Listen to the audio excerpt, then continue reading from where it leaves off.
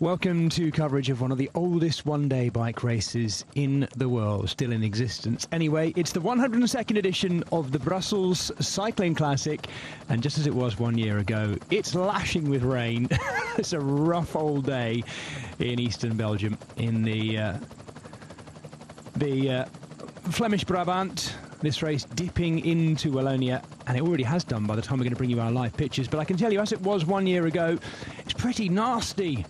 Rough old conditions for the start today as we look back at previous winners, going all the way back to Tom Boonen. Of course, since this race changed its name back in 2013 from being Paris-Brussels, where it started in Paris-Brussels, Onde Greipel was the winner on that occasion.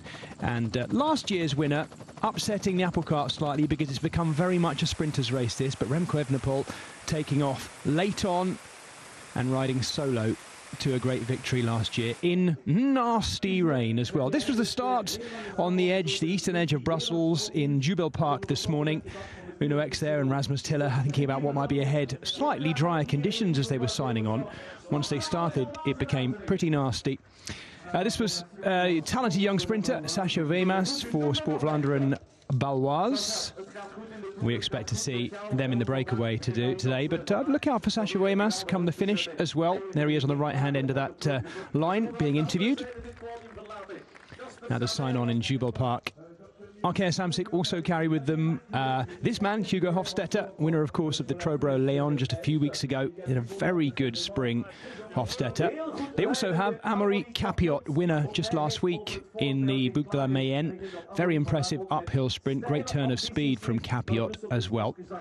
They carry multiple options, really, Arkea Samsic. They also have Dan McClay, who was fourth yesterday in Huis de Pijl.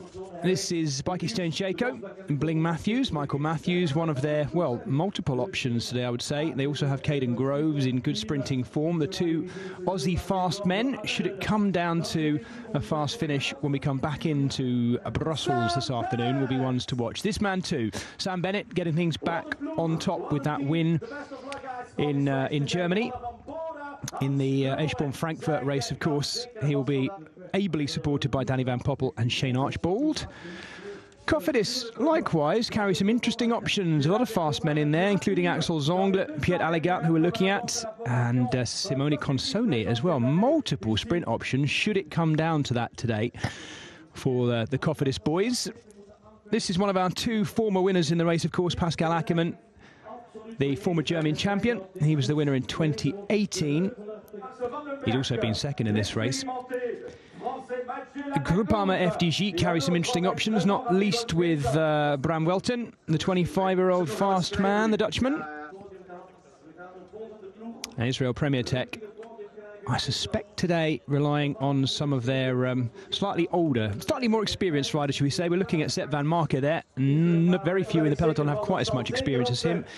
Giacomo Nizzolo, second yesterday. Here he is, second behind Arnaud Delis yesterday in Belgium, in the Huis de Pijl. This is, of course, Ineos Grenadiers. They only have 5 riders in the race. This is Magnus Sheffield, winner of Brabantse Pijl.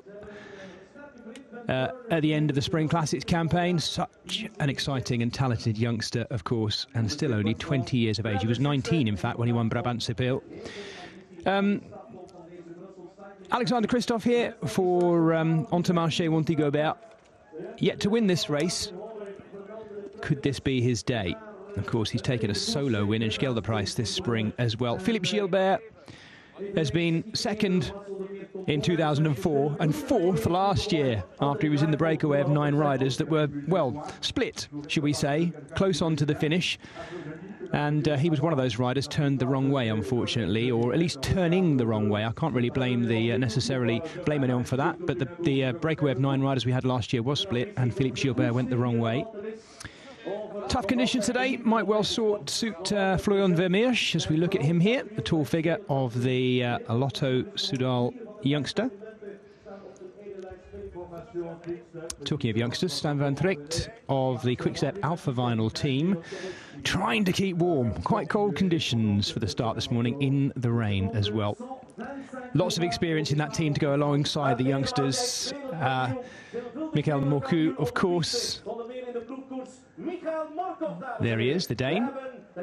And he'll be looking, I suspect, to support Davide Ballerini. It's an interesting team they put out today. No necessarily sort of set sprint leader, but Ballerini has good form in this race. He's been second and fourth. This is Alpecin Fenix and Gianni Vermeersch in shot. They do carry a former winner in Tim Merlier, who was the winner. There he is, 2 years ago. The Belgian, 7th last year, but the winner in 2020. Always a danger man in a fast finish. This was our start this morning on the edge of Brussels in Jubel Park in the rain. Elia Viviani back for Ineos Grenadiers after a bit of a break for some track racing. And this was the rollout from Jubel Park in really horrible conditions. Lashing rain and lots of rain jackets on, which should make things interesting for us in the commentary box today. And as we watch the rollout, as it was back this morning about 12:30, it gives me a chance to bring in someone who I'm sure would revel in these conditions, and that is Magnus Backstedt. Hey, Maggie. How's it going? Just looking at the face there of Lewis Askey, it looks horrific. I'll tell you what, I'm sure you'll be the same as me, Maggie. Boy, am I glad we're not there. Yeah, it's not a nice thing to do, to go out on the bike in these kind of conditions, but yeah, why not? You know, most of the time, half of the peloton's kind of already packed in by the time the start goes when it's these kind of conditions. So it makes racing somewhat even more interesting. Yeah, let's have a look at the course. It's effectively, folks, for those of you watching at home, a big sort of U-shaped course which makes its way from the eastern edge of Brussels, dipping into Wallonia, the French-speaking part of Belgium, and then ready to take on this fascinating double loop of very much a Tour of Flanders inspired loop, taking in 2 laps of the Muur-Kappelmuur above Gerardsbergen there and the Bosberg as well, before returning eastward, taking in 2 downhill sectors of cobbles, listed as cobbled sectors of course, but downhill sectors, as we go through the birth town, the hometown of Remco Evenepoel, and we'll go right past his supporters club as well. In actual fact, we're just seeing an early crash here for Elia Viviani. That doesn't look good. He's come off hard. It looks like it, Maggie, maybe on some of the painted sector there. Doesn't look good. It just looks like he's carried a bit too much speed around one of the corners there, and you know, in these kind of conditions it's never easy to keep the bike rubber side down, and it's so easy to just hit one of those white lines or a drain cover or something like that, and off you go. So hopefully he's back on his bike again. Well, we're looking at our 10-rider breakaway. Last year's race that was won in the end by Remco Evenepoel had a 9-man, pretty much race-long breakaway. This time we've got 10. I will hold off telling our digital viewers exactly who's in there for these live pictures until our linear viewers join us on Eurosport, and then I'll fill you in on exactly who is in this 10-rider breakaway. We're edging towards half distance and we're getting closer to Gerardsbergen itself and the cobbled climbs themselves.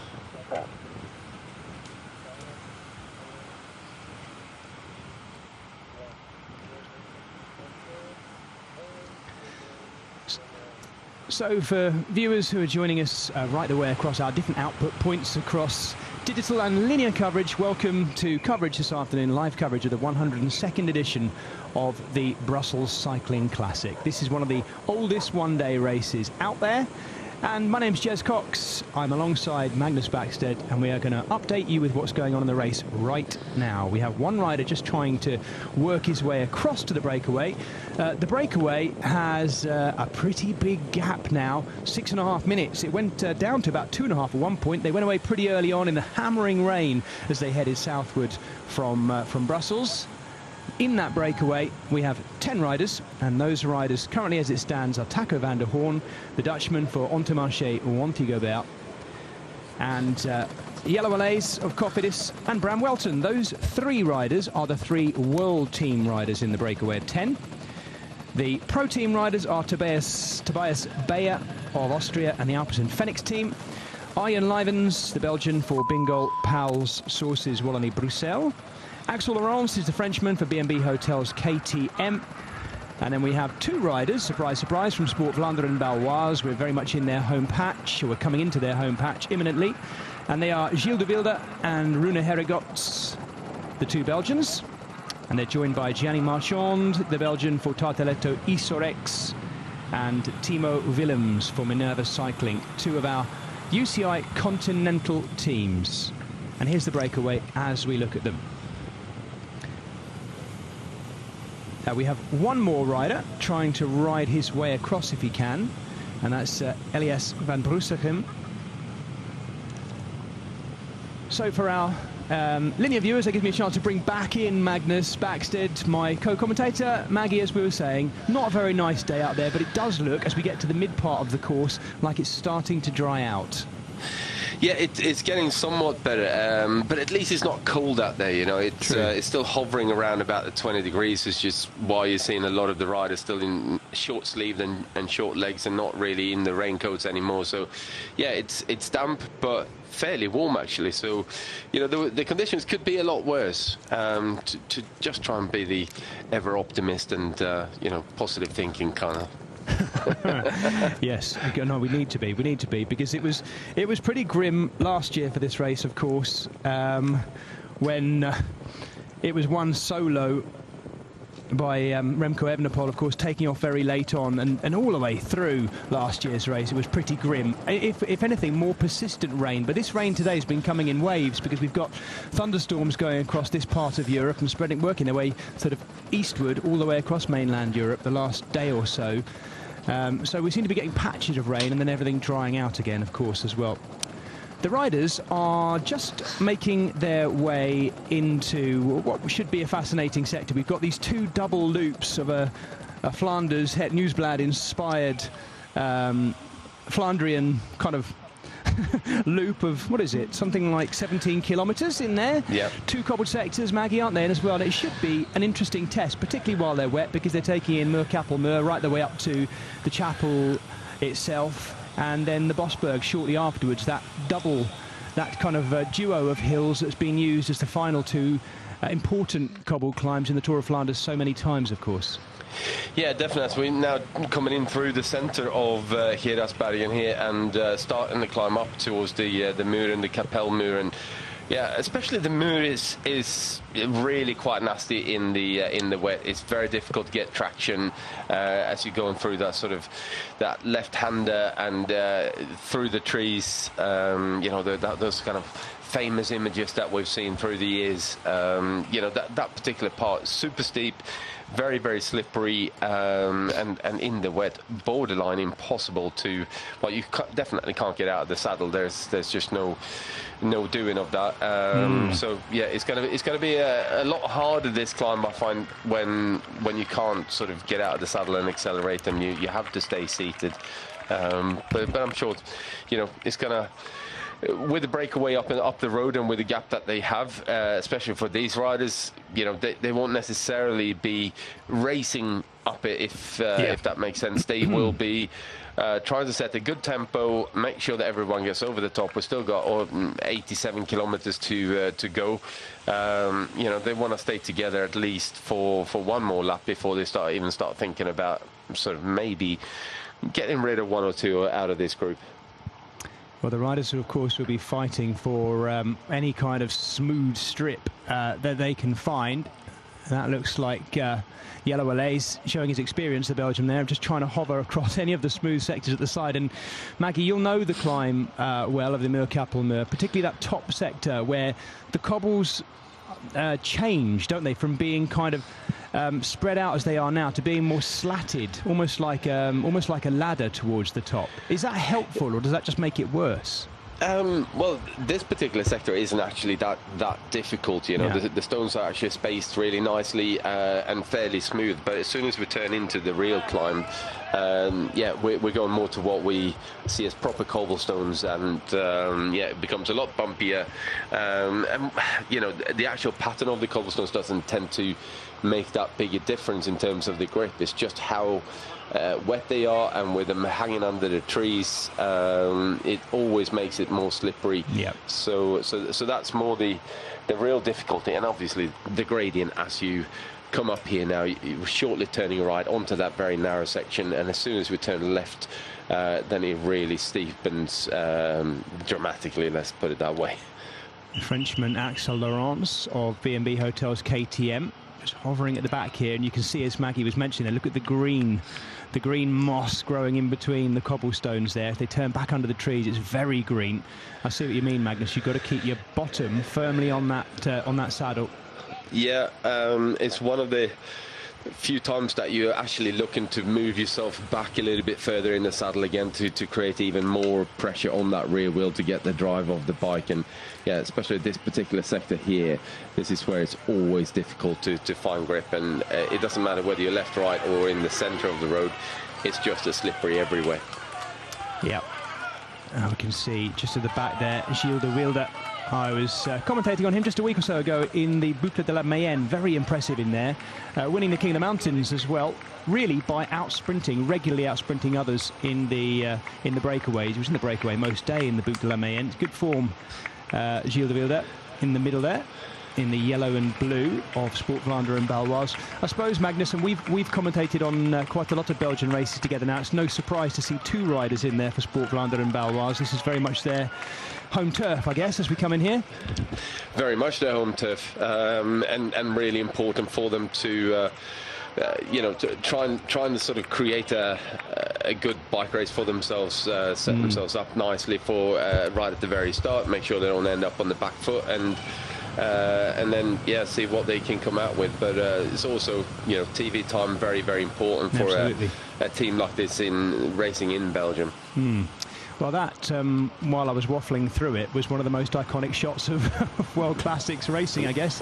Here we go. Oh, another change of direction. Slippery too. One of the Sport Vlaanderen and Baloise riders down there. I think that might have been Ruben Apers. Yes, it is. Just clipping back in. I think that might have happened, Maggie. We might get a chance to see it again as they've gone across the bike path there, which is rather unfortunate. This is the front of our chasing peloton. Long way down, but now starting to wind it back in. 7.5 minutes. Interesting to notice that there we are talking about Sport Vlaanderen and Baloise. They have a teammate on the front. Yeah, I mean, the winding in of the breakaway tends to happen because of the chase of position here now as we're heading in towards Geraardsbergen. It is so important to be right near the front, because the moment you are 20th wheel in coming onto the Muur and the narrow part of the Muur, all it takes is for someone to have a bit of a slip and a bit of a moment where, dropping a chain or something like that, and you're parked up then and you can't go anywhere, and it's impossible to even get back on the bike again. So it's borderline, chuck it on your shoulder, cyclocross style, and run up until the gradient levels up and you got some traction to get back on the bike again. So yeah, this is super important to make sure that you're right up there. Otherwise you could end up chasing for the next 16, 17 kilometers until you get onto this climb again. Yeah, 2 laps of this climb that includes the Muur Kapelmuur and the Bosberg, finishing off with the Congoberg, looping around and starting again, both clockwise loops. And once we've taken them in, there'll only be about just under 50k left as we roll back towards Brussels and the finish outside the stadium there, the Badouin Stadium. And these pitches look a lot drier, so I'm pleased to say things are drying out. Lotto Soudal, one of those teams that don't have anyone in the break. Philippe Gilbert was in the breakaway last year. He was one of the 7 riders sent, unfortunately, the wrong way, or going the wrong way. I can't say they were sent the wrong way, but they turned the wrong way late on. This is Reinhard Jensen van Rensburg, the South African rider for Lotto Soudal. Of course, signed very, very late on for that team, and it looked like his career might be coming to an end after his time with the Quebecer team. And he's proving himself already this season to be a super motivated all-round worker. Quite some motivation, that, Magnus, isn't it, being offered a ride at this level so late on? Yeah, I mean, that must have been a pretty happy moment when that come through, and that you're back in the bunch again at the highest level. So good on him, and clearly a lot of experience and good legs on him as well to help his team out to position him like this is brilliant to see. Now, of course, Lotto Soudal is one of those teams who are down at the bottom of those top 18 teams in the UCI rankings. Don't forget, at the end of this season, folks, the top 18 teams will be the ones who are invited to join the World Tour. Lotto Soudal already a World Tour team now, but they are one of a number of teams who are towards the lower end of that, although they don't seem overly worried. Arnaud Delis, their young sprinter, the 20-year-old, was the winner yesterday in the Huis de Pijl in Belgium, 0.1 one-day race. Interesting pointer of form for today, actually. And when he was interviewed afterwards, Arnaud Delis said, look, it's not about UCI points, it's just about winning to me and to him. And I guess when you're a sprinter, and particularly with his class as a youngster, Maggie, you just concentrate on doing what you know best and let the points and things look after themselves, I guess. Well, I think, you know, the two kind of go hand in hand, don't they? The more bike races you win, the more points you get. So, you know, just win bike races and everything else will sort itself out in due course. Yeah, I can just hear you as a sports director right now, Maggie. Just go and win. Get the points, and we'll get back. Easy. Yeah, you can't argue with that. No, but it's so easy to get wrapped up in chasing points and trying to alter tactics and change, you know, how you race just to chase after those points, and it's it can often go quite badly wrong when you start doing that. So I think his mindset is correct for what they need. Hey, we're back in classics, full back in classics mode. Here we are between the Giro d'Italia and the Tour de France, and there's so much kicking off at the home of cycling here on Eurosport GCN, and we're already starting to think about this long, hot summer ahead of us, and yet here we are with arm warmers on, lashing rain, soaking wet cobbles, and back in the heartland of Flemish cycling. It's brilliant. It is. It's nice to see these iconic cycling roads used throughout the year. And if this is your first time watching the Brussels Cycling Classic, or where have you been all this time? It's 102 years old today. Used to be known as Paris-Brussels, of course. And really, these riders have nothing to complain about today, Maggie. They don't know how lucky they are, I think, because in that first edition in 1893, it was just under, crash just near the front there. That was one of the Entourage Wanty-Gobert riders. Yeah, just it just shows how slippery those cobbles are, even with the relatively low speed that the guys are travelling up here. You know, the bike just disappeared underneath that rider. It looked like a sort of powerfully built rider. It might have been Aimé de Ghent, actually, but he's got another teammate right up there.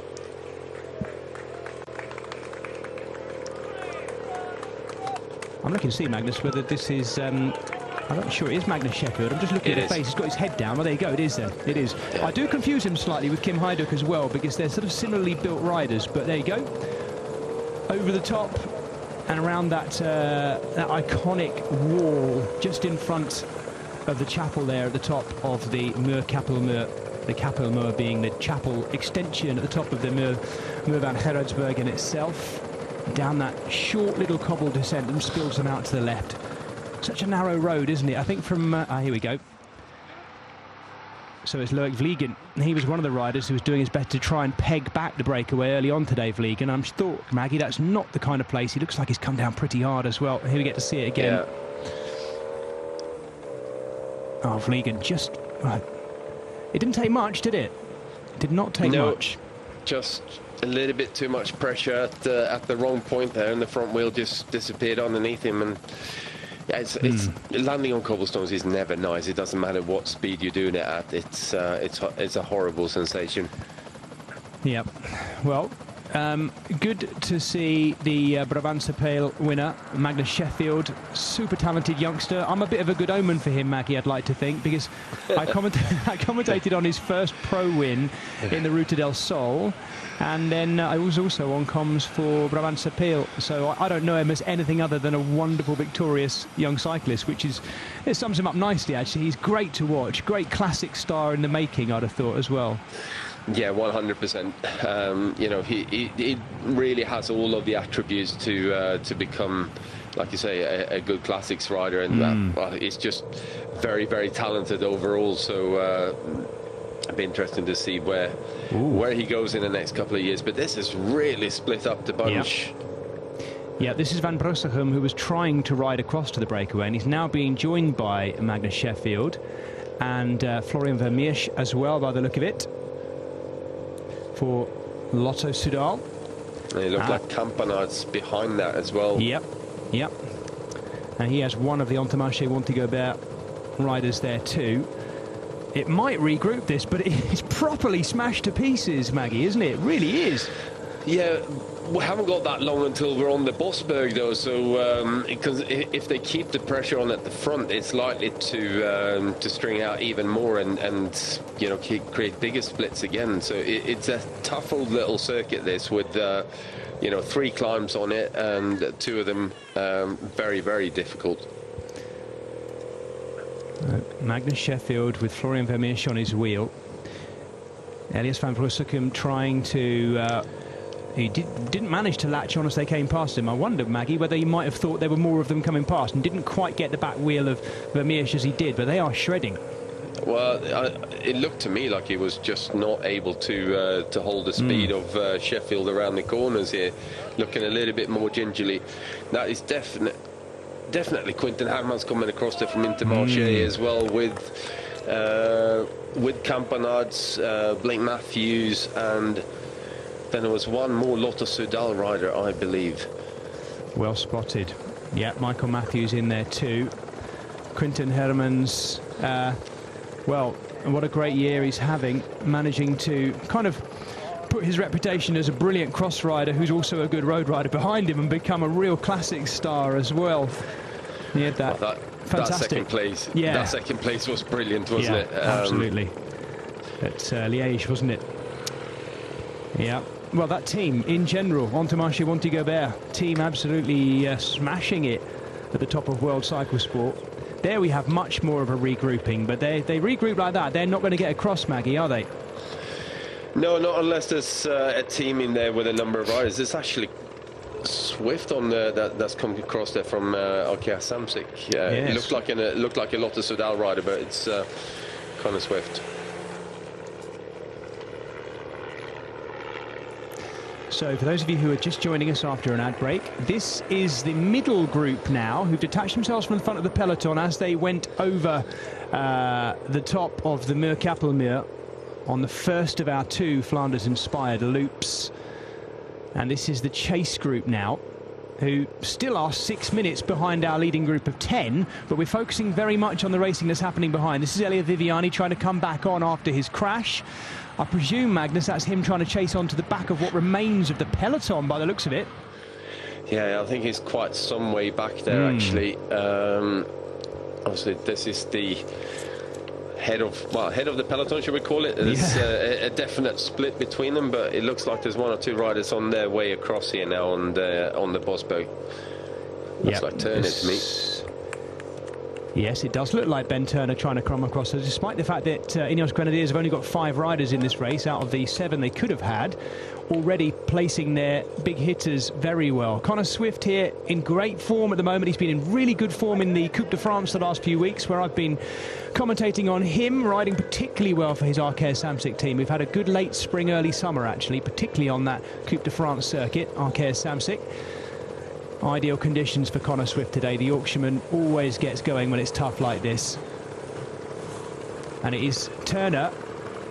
Well, interestingly enough, he's trying to go across. There you go. I thought he might have been leading that group, which might have been a concern with his teammate Magnus Sheffield up there. But Turner trying to ride across by himself.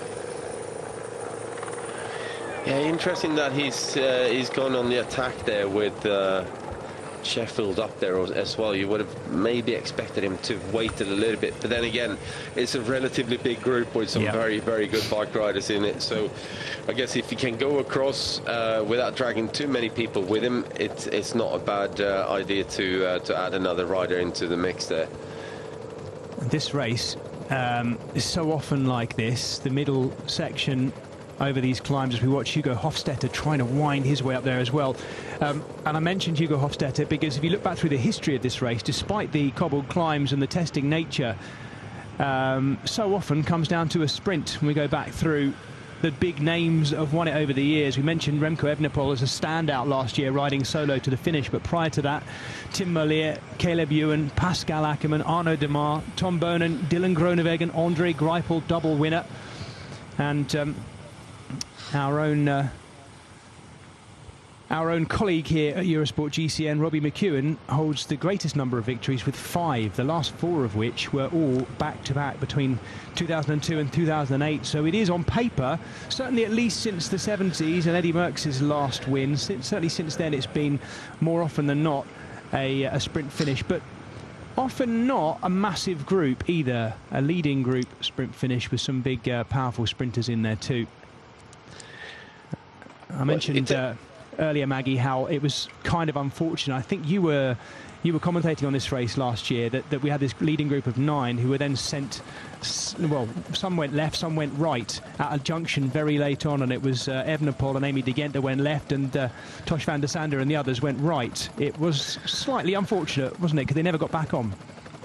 Yeah, it was unfortunate, like and it's never good when these kind of things happen, but at the end of the day, it's up to the bike riders to know which direction they're going. Yeah, you're right. And I know a lot of them, and me being guilty to it as well, when I was racing, that you kind of trust the lead car or the motorbikes and the marshals, whereas actually you, especially these days with all the technology that we got, GPX files, etc., being downloaded, the riders got the route in front of them, so it should be relatively straightforward to get the course right. As you can see, the chase is right on now, and it's kind of a chase of two halves, because one, they're trying to eat into that 5.5 minutes, but also I think by the looks of it, Maggie, some of these riders are pressing on to prevent that second group from rejoining them, but I think they may have just latched on by the look of it. Well, it has definitely come back together now. Lewis Askey being up here right near the front. Got Magnus Sheffield there on the right for Ineos in the dark blue. And yeah, it's a group of, 35 riders here now. And this would be a good size group to take on the next 75, 76 kilometers here of racing with. Maybe try and split it again next time over the climbs, but at the same time, with 5.5 minutes to that big group up ahead, you also need to have enough manpower here that are willing and capable of working and riding and bringing that time gap back. I know they've lost a couple of minutes on the 2 climbs, but it's, as far as I'm concerned, not enough to bring them back. Victor Campenaerts having a little look round there. Lewis Askey goes to apply the pressure one more time, the British rider. Just chasing down, another sneaky move. Arkea Samsic have good numbers up there, which actually, going by the last few weeks, doesn't surprise me. Not in the slightest. No. There are riders still trying to whittle things down and get away, but the gap still sits at 5.5 minutes. At one point, they were close to 8 minutes or so. It went right the way down. As we approached Soigny, there was around about 3 minutes, the gap, or just under 2:45. It went right up again there to around about, I think it was just under 8 minutes at one point, as the peloton, understandably, were pretty, I'd have thought on the whole, pretty fed up. As you mentioned at the beginning, Magnus, it's not enjoyable. If you're there and there's a big gap already for the breakaway, I can imagine a lot of the riders just becoming pretty demoralised at this stage. With it being so wet, but it has dried out now, which is good. Yeah, I mean, as long as you're in the bike race and you're still in the mix for the to actually win the race at some point, you tend to stay motivated. It's not really a big problem. It's worse when you're getting dropped here and you can't see a way back into the mix again. Then it becomes more of a difficulty to motivate yourself to keep on chasing, keep on pushing, taking the risks through the corners, knowing that we've still got to go up the Muur and the Bosberg again before we sort of head back towards the finish. So if you were dropped on the Muur this time around, it's not going to be easier next time around. No, this is a very strong-looking group trying to chase its way back on. Sitting on the back of it is Christopher Halvorsen, the Norwegian. I think Julien Vermote was in there as well too for Alpecin Fenix. They're nearly back on. but that group there being led by Arkea Samsic by the looks of the red and black, and the white bike at the front end there, still quite strung out too. They're headed towards the next of our climbs, the Kongoberg, and they are going to get back on.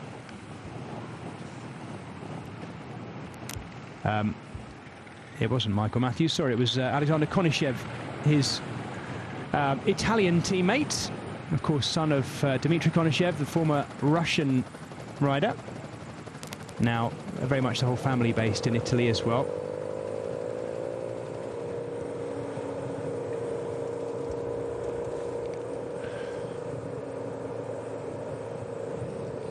Israel Premier Tech's team today, I would presume, Maggie, being built around Nizzolo. He was second yesterday behind Arnaud Delis, so obviously in good form. And I'm presuming he's back in this group here somewhere, Giacomo Nizzolo. I would expect him to still be here, you know, especially the move on Gerardsbergen is just a question of positioning to... You know, and obviously, yeah, you need the legs to go up the climb, but if you're positioned well, then it becomes an awful lot easier, and a lot of the sprinters tend to have that sort of natural ability of positioning themselves well coming into these kind of climbs. You know, they're used to a lot more fiercely fought fights for position coming into the final kilometers, and yeah, so getting yourself in the right place for a climb is actually not as difficult as what it looks sometimes. Well, we are understandably focusing on the front end of our peloton as it starts to eat into the lead of the breakaway, but may I remind you, we have 10 riders up the road. We'll come back to who they are in just a moment. At one point we had this, what remains of the peloton, split in half and a really strong looking front group. Now that's come back together, but we still have much the same riders at the front, being led there by Aimé de Ghent of Intermarché Wanty-Gobert there, alongside Quinten Hermans.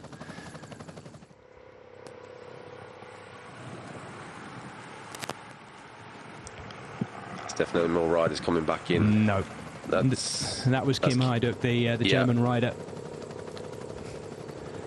Is that what makes you say that, Maggie? Is it because of the number of cars behind them, or? No, it just, if you're looking at the front here now, they're just riding nice steady tempo up here. No one's really pressing on, and with that, you know, the guys behind, the bunch behind, will be pushing on and riding hard to get themselves into the race again.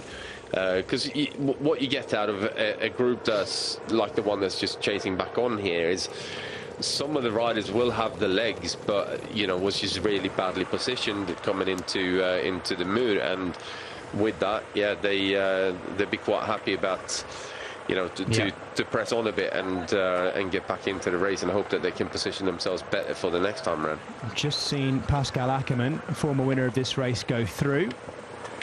There's Mikhail Moukou there for Quick-Step Alpha Vinyl. Gaviria was in that group as well.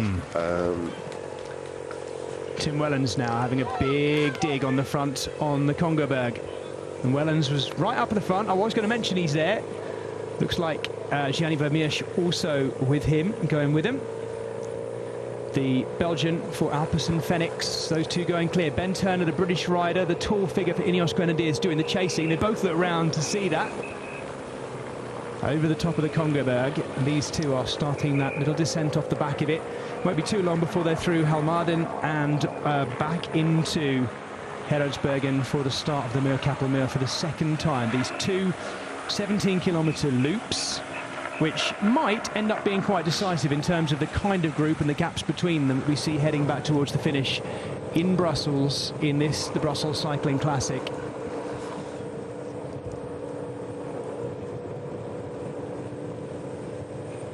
So Gianni Vermeersch of Alpecin Fenix, along with Tim Wellens. That's the kind of rider you want to be away with, Maggie, isn't it? If you see Tim Wellens going on his wheel, you're like, oh, okay, here we go. Yeah, definitely. He doesn't mind to take a turn or two, but you know, it's a lot of teams that weren't with that, and also when you see Gianni Vermeersch and Wellens going up the road, you want to make sure that you don't miss that too badly, because it's going to be a hard chase then. Aimé de Ghent is the Intermarché Wanty-Gobert rider, just trying to wind his way across to them, but it's fully strung out behind now, and there's gaps opening up again in between 2 or 3 bigger gaps. We have a few bike lengths in what remains of our peloton.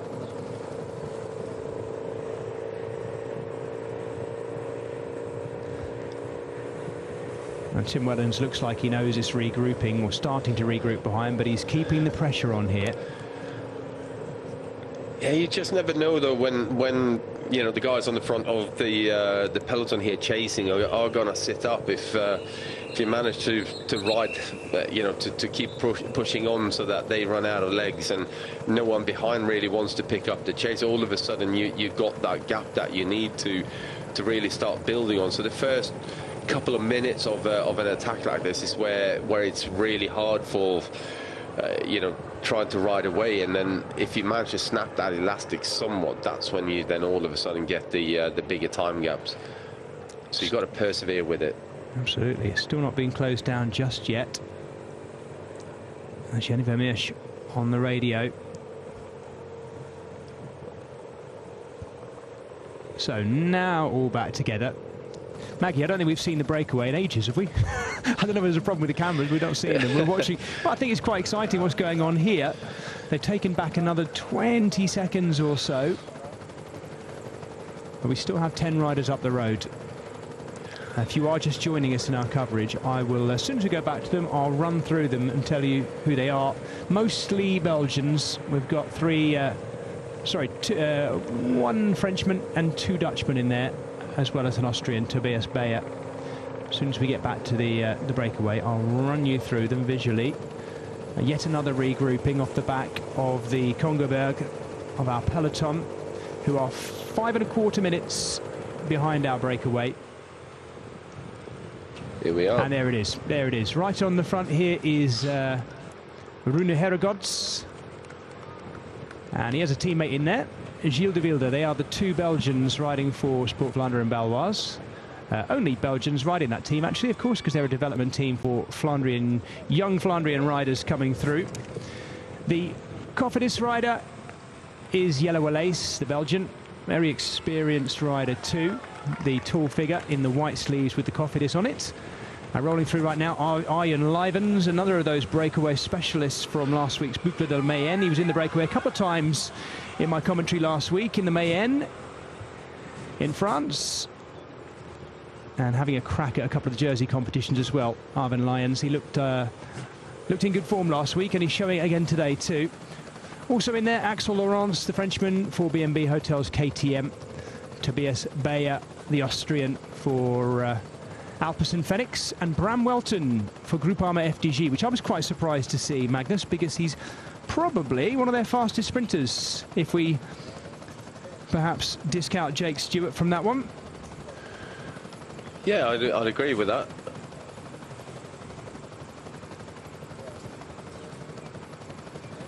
So welcome to those of you who've just rejoined us after an ad break. This is the relatively well strung out chasing peloton, which has snapped, broken apart, come back together, and we're now looking at Jack Bauer, the Kiwi on the Australian Bike Exchange Jayco team.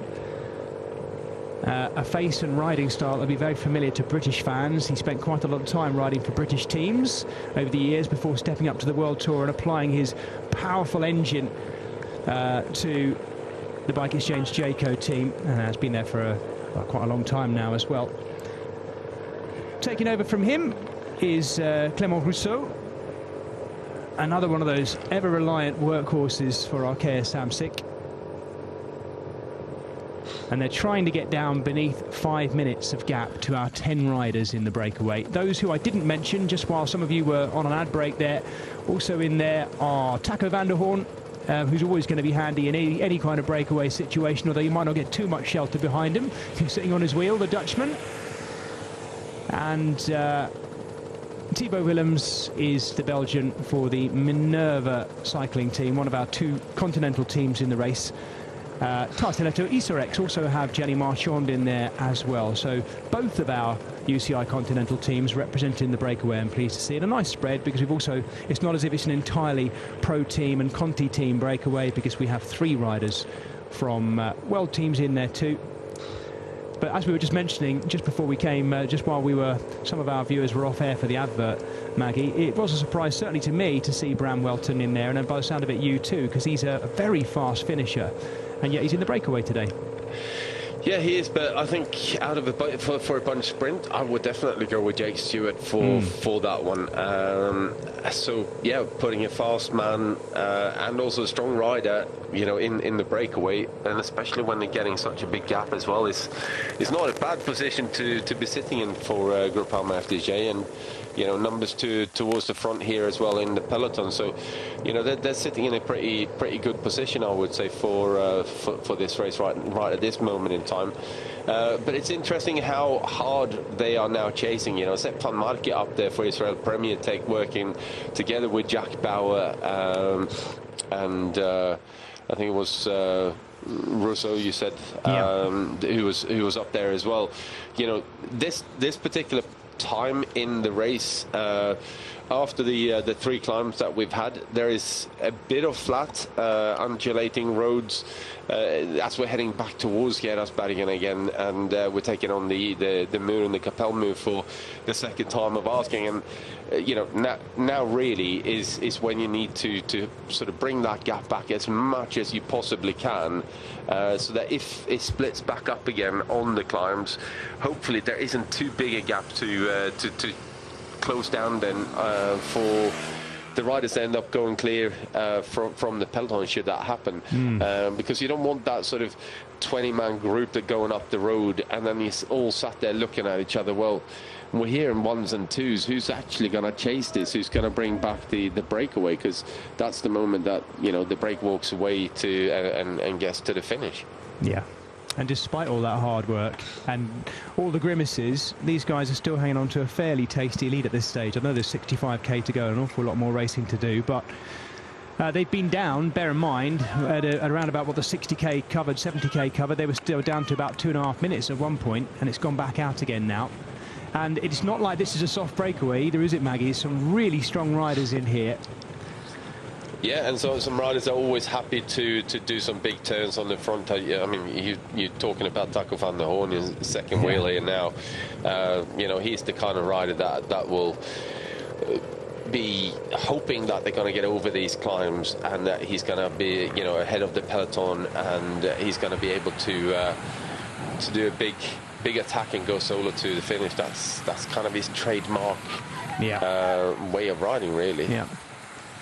And you've also got plenty of riders in there with experience of winning as well. I mentioned Rune Herregaard, very impressive in the Ruta del Sol this year, taking stage 1 in an uphill sprint finish on the cobbles notably as well, although in very different conditions. Lovely warm sunshine at the Ruta del Sol.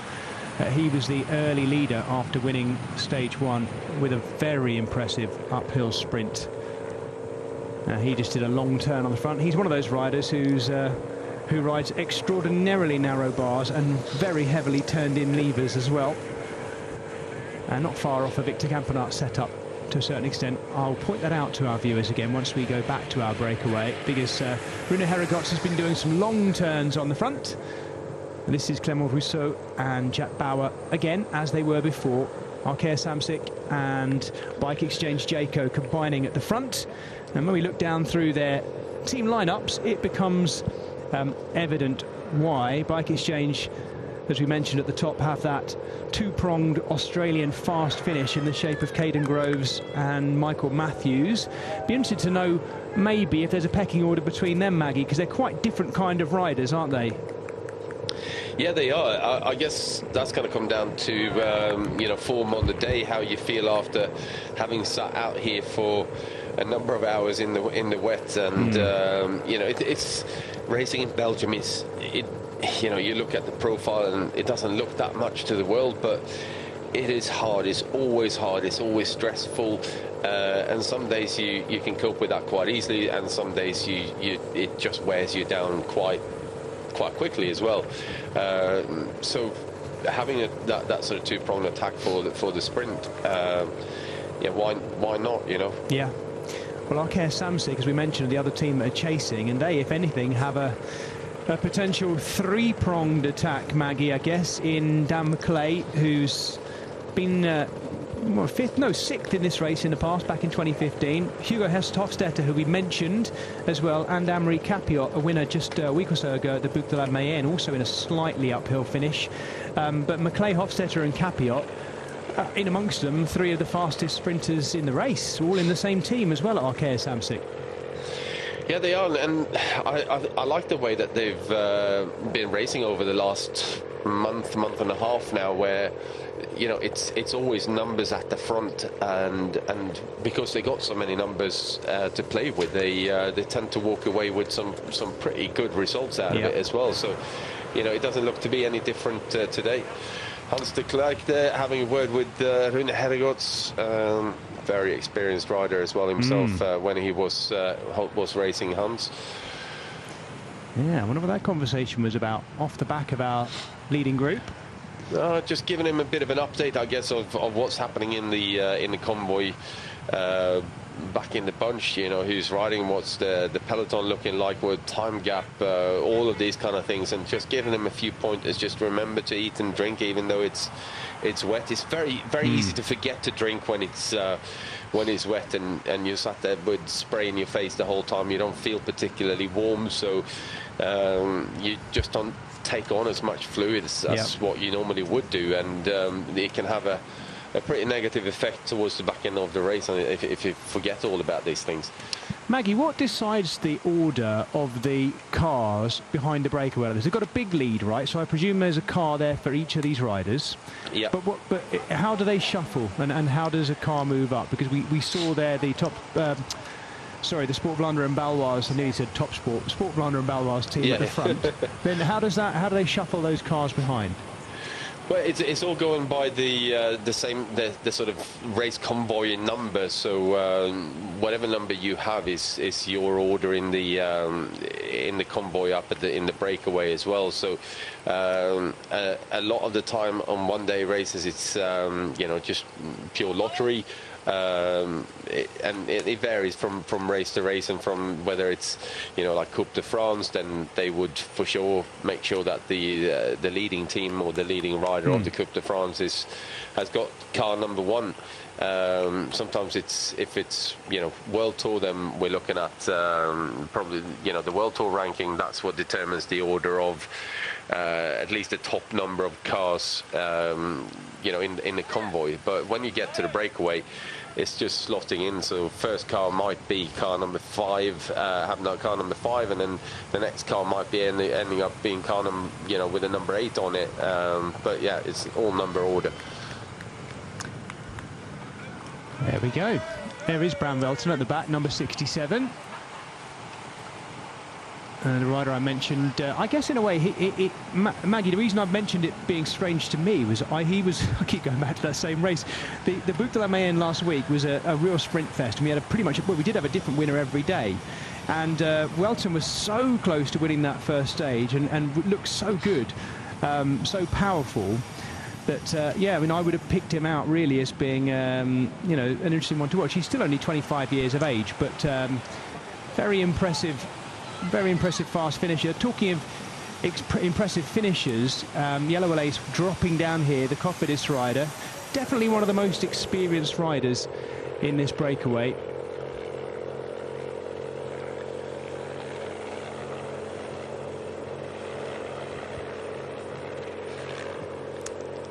Yellow Alace also, to a certain extent, Maggie, a decent winner as well. Of course, he was the rider that won those two very different editions of Paris Tour. If I'm not mistaken, he won it prior to the big change of it becoming a sort of heavily gravel-focused race, gravel and dirt road-focused race, and also he won an edition before that, back in 2014, I think. That is right, isn't it? Right. He sort of bucked that yeah. trend, which is quite impressive when you consider how much that race has changed from being a very much a sprinter's race to much more of a sort of a fascinating race that has long, I guess what the Bretons would call ribinu, those long gravelly farm sectors in them too. He managed to win both editions. Yeah, I mean, it has changed dramatically over the years, where you know, when I was racing it, it was a pure sprinters race. We always expected to have, you know, it kind of a bit like a Milano-San Remo type of finish, but the climbs weren't anywhere near as long and as hard. Yeah. They were still grippy, and most of the time you ended up coming in with maybe 50, 60 guys to the finish, but all of the top sprinters were there. And then, yeah, it's just got harder and harder, and it's changed character over the years. But look at this time gap now. The work that Jack Bauer and Sepp van Marken, etc., are doing on the front is really bringing this time gap down significantly over the last 7-8 kilometers here now. As the breakaway, we're just starting the descent down towards Gerardsbergen, so we are getting closer to the second time of climbing the Muur van Gerardsbergen. For those of you who know the region well, they've actually been riding along the River Mark, going westward through Moorbeke, along the edge of it anyway, and then they head over the river Dender, at the base of the the Muurkapelmeer out of Gerardsbergen, climbing eastward.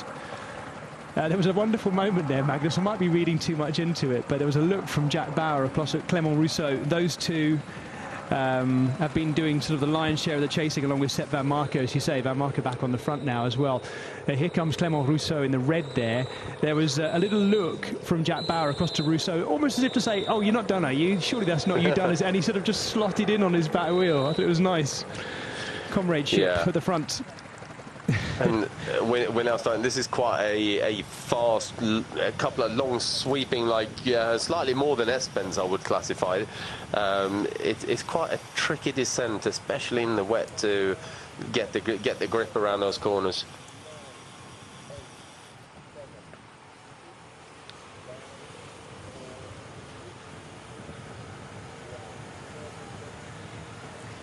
We are back into Gerardsbergen, which can mean only one thing. We're at the base of the Muurkapelmeer. Now, it's this point, of course, as you might expect, last time through the first of these 2 laps, that things really kicked off behind. For our breakaway, it maintained much the same thing, just ploughing through, taking steady turns on the front. But things really kicked off behind on particularly the Bosberg, and smashed what remains of our peloton into 3 or 4 groups. They've rejoined. We've definitely lost some riders off the back there. Ivan Livens there, looking like he nearly lost the bars as they came onto that kind of smoothed paved section there. Anyway, the gap now, as we start the second of our 2 Flanders-inspired loops here out of Gerardsbergen, just under 3.5 minutes back to our chasing peloton, which is now much more compact. I suspect it may well not be, though, by the time we crest the top of the Bosberg for the second and final time. Yeah, and I would be surprised if we got all of the riders in the breakaway still with us, because no doubt there are a couple of guys who are, you know, sandbagging a bit and not taking their turns as hard as what you know, a few riders would expect them to. And with that, this is the opportunity here now to get rid of those ones, and almost by splitting it up and making it a slightly smaller group, you're creating that little bit more of sort of emphasis within the group. Like, if we're only taking 6 riders to the finish, that means I'm riding a top 6 here now, so let's press on and keep this gap going, and you know, it just gets it a new lease of life, really. Well, Sepp van Marken has done his hard work at the front now, drifting off the back by the looks of it. Long, hard turns, Maggie, as you were picking out from Van Marken there. And now it's Lotto Soudal again, who are driving hard on the front. That looks like the big figure of Roger Kluge. Yeah. Has made his way up to the front. And they are driving, of course, hard into Gerardsbergen. They're on that descent that you were mentioning, Maggie, where they'll have to be careful. And that is big Roger Kluge. Tim Wellens has just drifted off Kluge's back wheel. Yeah, that descent is deceptive, how difficult it is technically to get it right. Quite often we find, at least a few riders is sort of, even in the drier struggle. Yeah, there you go. Exactly as you're saying, Magnus, showing your experience. And here we have it in the flesh on the ground. I hope everyone's all right. We've got multiple riders down there. Tom van Asbroek is one of them. Yep, well spotted. Looks like it might be Clement Rousseau. We've only just seen him go from the front to the back. Clement Rousseau definitely down. Antoine Raugel as well. Miles Scottson. Oh, dear. There's one of the Uno X riders down as well. That is Eric Ressel. I think it was Dion Smith as well there from Team Bike Exchange. Jayco on the ground as well. Right, we will come back to that. I do hope everyone's bounced up and is at least able to get moving again. This is the back end of our breakaway. Axel Laurence, as he was 1 lap ago, the Frenchman really dangling at the back end there. The B&B Hotels KTM rider. Also showing a little bit of fatigue at the back end there as well is Taco van der Hoorn. Just off the back, Yellow Allays also either pacing this one cautiously or just starting to drift a bit. But last time through, Axel Laurence was the one who looked the most in trouble. But he is winding his way back onto the back wheel of Yellow Allays.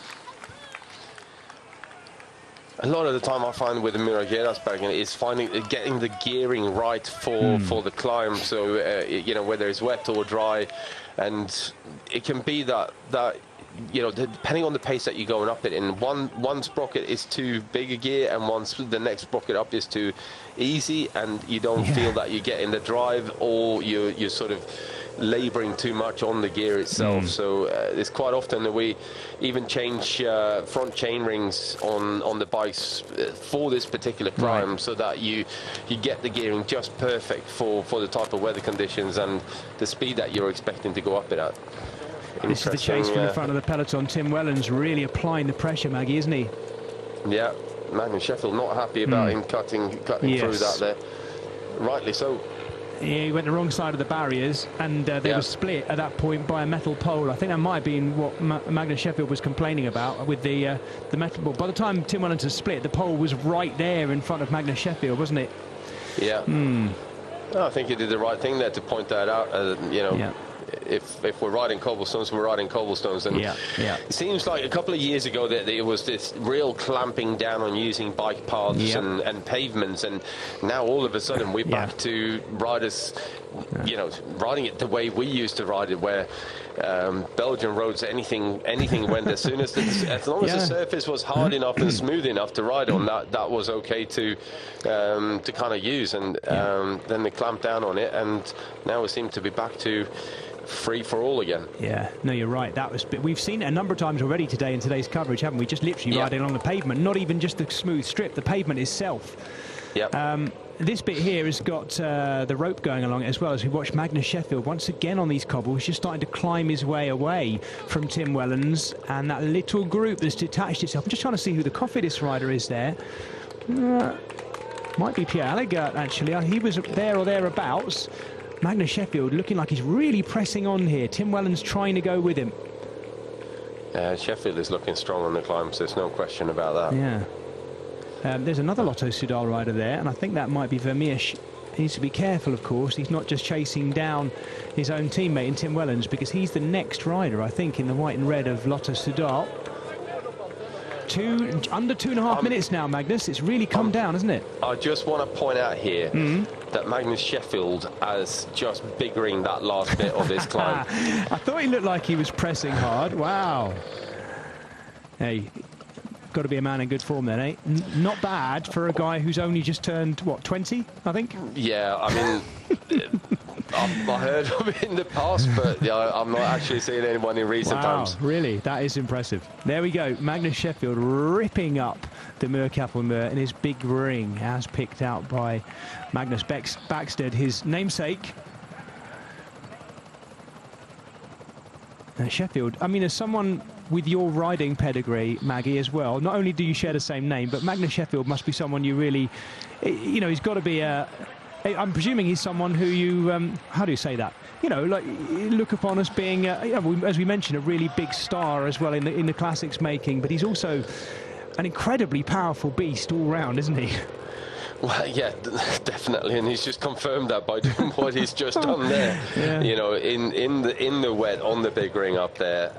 Yeah, I mean, yeah, like I said, I haven't seen that for years and years. Yeah. I think Ineos Grenadiers have some of the sort of most in-depth scouting possible, so they will have done mountains of both, I guess, in-person and stats and power-based homework on these guys. It's very, very rare that Ineos Grenadiers take on a youngster, and I'm thinking along the likes of Carlos Rodriguez. Well, Egan Bernal wasn't that old by the time they took him on. They're just so, their recruitment is so deep, and I guess as well, once you have the budget they have, they can afford to pluck super talented youngsters from pretty much, well, anywhere really. And he is one. Yeah. Defo. I mean, it's part of the sport, I guess, these days, is making sure that you pick up these youngsters that are coming through, because there's plenty of them out there. You just got to know where they are and make sure that you get, you know, you're the first one to sign them up and then look after them in the right way as well. Of all the riders in the breakaway that needed a rear wheel puncture, he was the last of them. Literally the last of them, wasn't he, Axel Laurence? Last thing he needed. He was dangling last time up the Muir-Kapelmuir. They've still got the Bosberg to come, and he's going to have to wind his way back on now as well, which is not going to be easy. No, and this is interesting. Ben Turner is in that group as well. They're behind there now, so he's getting a pretty much a free ride to into the bottom of the Bosberg. Tim Wellens is saying, look, let's just wait for them guys, because there's no point in the two of us doing this job. Well, actually, them two being the strongest, I think it could have been a good idea. Cause fascinating, isn't it? Even running around waiting, they're not actually catching up all that quickly. No. I think Sheffield would have been happy just to plough on there, even if Wellens hadn't come through. Wow. Yeah, well, you can see why. It's Florian Vermeersch, his teammate, Wellens' teammate, the Lotto Soudal rider, who is trying to get back on. I mean, this sounds like a silly question, but would Wellens have said that if he didn't have Vermeersch there? I know that sounds like a silly question, but is it that he wants a bigger group, to more people to work with, or is it literally about his teammate, Maggie? I think it's a combination of the two, really. But what they want to watch out for now is that this group here doesn't come back in again, because no doubt there will be one or two of the big sprinter names in that group. So always a bit of a danger when you're waiting up like that, and then you got to get the composition of riders right. You got to get everyone to work. Takes a bit of time, and the gap to the bigger group behind them isn't that big. So yeah, they need to get a move on quite quickly. Down to 2 minutes and 22 seconds now as well, so that gap has shrunk. And of course, right now they've lost a rider, so there are now 9 in the lead. Not entirely sure where Axel Laurence is. He's somewhere in here amongst these groups. I don't know if you've seen it, Maggie, whether he's been absorbed, but I haven't seen him since we saw him having that rear wheel change. He's there somewhere. I think you're probably not too far ahead of these guys. So 2 Lotto Soudal in Wellens and Vermeersch, 2 Ineos Grenadiers in Ben Turner and Magnus Sheffield, and then I think it's Michael Matthews and Gianni Vermeersch in there too, in that chasing group. There they are. Bling Matthews with the number 92 on his back, and Gianni Vermeersch, who's looked strong throughout today already in the blue and red of Alpecin Fenix. The Belgian with the Italian name.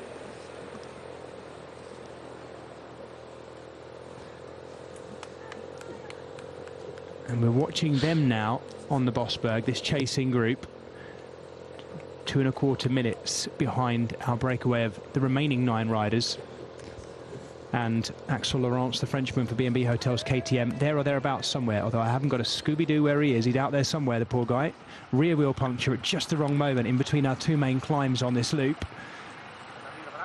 That's the back end of really what remains. It's call it Group 3. That's our peloton effectively, isn't it? And that looks like Tim Merlier right there. Hanging on at the back end, it is, isn't it? Yep. Former Belgian champion, stripes on his sleeves. This is a proper classic-looking race at this stage, Magnus, but could we see this entirely coming back together for a bunch sprint finish, or what remains of the bunch? I could see that happening. Well, I can see this group getting back in there again. Christoph is also in there for Intermarché. He's just going through the bottom right of your picture. Yeah. Just trying to pick out a few of the other sprinters. Not entirely sure. I didn't see Hofstetter in there, actually. I think he might have stripped off his rain cape, and I think he's in there. He should be. Yeah, so it's a little bit of a looking down to see which of the big sprinters are still in here. We know that Tim Merlier is there. I haven't seen anything of Sam Bennett, the Irishman, Maggie. And were this a big sprint finish coming to the finish, big bunch sprint finish, Sam Bennett has made his comeback by winning Eschborn Frankfurt not too long ago now, and we would expect to see him at the sharp end, but I don't know if he's still there. Actually, I haven't seen that many Bora Hansgrohe jerseys, but we'll look out for them. Giacomo Nizzolo was still there in that chasing group, quite well placed last time we got a chance of looking at the front of it too, for Israel Premier Tech. This is Taco van der Hoorn at the back of our what is now 9-man breakaway. Oh, here he comes. Axel Laurence has made his way back on, which is good to see. So that's 10 riders back in the lead now. Yeah, absolutely. Hello. Oh, dearie me. This looks like Kim Heiduk. Yes, it is. The German rider, he's holding his wrist, Magnus. This doesn't look great. I have no idea where that's happened. He's sat right in the drain ditch. Wonder if he's just got caught out in that drain, or the gap in between the road and the drain is more likely for a crash like that. The guys are usually pretty handy at sort of riding the drain. If they can just drift into it, then it's not such a big problem. But if you got that gap and you just get it slightly wrong, then yeah, it's a rather unpleasant experience. That looks like Axel Zongle making his way across. The Frenchman, talented youngster for Cofidis, great sprinter as well, but a very good all-rounder. That definitely is Zongle. That's his build and his riding style. Well, that makes 2 Cofidis riders. Yeah, he was in there. He was in there going up the Bosberg, and I don't know if it's just had something has happened, or yeah, he's clearly lost the wheel a little bit. We're hearing that gap is bigger. Yes, it is, definitely. We're hearing, or I'm seeing through Pro Cycling Stats, that they think it is Piet Allegaert in there, but I'm not entirely sure. The other Cofidis rider. I need a little bit of a closer look at that. Allegaert, a good strong all-rounder with a fast finish too. Not quite as fast as Axel Zongle, I'd say, though, because he's a rapidly improving young sprinter.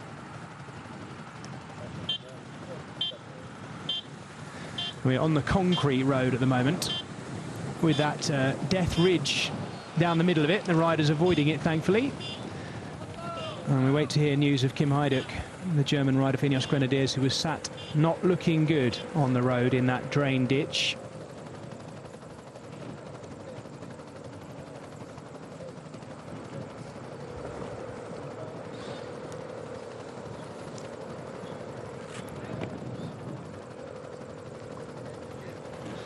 Well, we are close to completing the second of our Flanders-inspired loops here in and out of Gerardsbergen, heading eastward. You're looking at Group 2, the first of our chasing groups. There, that is Piet Allegaert there. Leading through is Ben Turner, the British rider. Axel Zongle, the Frenchman, has just wound his way back on, having been distanced a little bit. That's Tim Wellens and Florian Vermeersch, the 2 Lotto Soudal riders. And then the man who really kicked off this group, Magnus Sheffield, who had to be tapped on the shoulder and asked to wait. Such was his impetus on the pedals, Magnus Sheffield, the young Ineos Grenadiers rider. So Ineos Grenadiers with very small numbers today, just 5 in the team, but placing their best riders exactly where they need them at this stage. Back with our 10-rider breakaway. Just on the Kongoberg. Yeah, this is the third and final climb of our loop that we've taken in twice now. Once they descend back off the back of the Kongoberg, they're then headed northeastward back in the direction of Brussels for the conclusion of this race. You're looking at Axel Laurence on the back here, who's had a rear wheel puncture, and he's been swinging a bit at the back of this group anyway. Ridden his way back on and done so manfully as well. Good ride by him. He is only 21 years of age, which, of course, by today's standards is ancient, Maggie. He's an old boy. He's an old boy.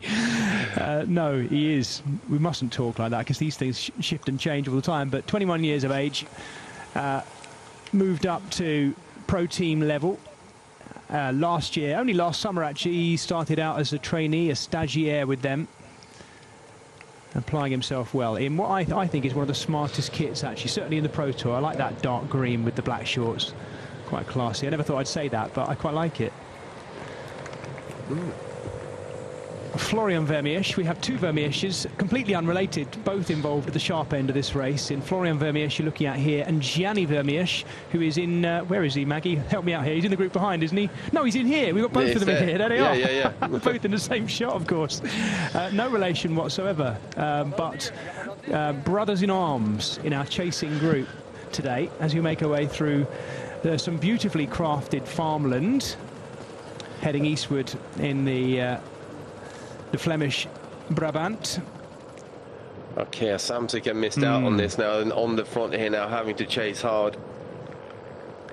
Yeah, we saw a long hard turn from Connor Swift. They also have their just marshalling things. Jonathan Narvaez just behind them for the Ineos Grenadiers. Marshalling things, I say, because he has two teammates, of course, just up the road. Just behind him, Danny Van Poppel of Bora Hansgrohe. I wonder whether that means that Van Poppel is now freelancing, Maggie, or whether Sam Bennett is back there somewhere, because he would be their target man, surely, were this to come back for a sprint. But I haven't seen anything of the Irishman. No, I haven't either, and you know, I think for Van Poppel, if he's sat there now and getting a good ride, free ride towards the finish, then you know, there's an opportunity there to ride a result for himself for a change. So. Yep. You know, no doubt he will keep on asking on the radio, see what's happening, where is Sam, where is what's going on, and he will get that call at some point here on the way back in towards Brussels again, just to say, yep, you're good to go.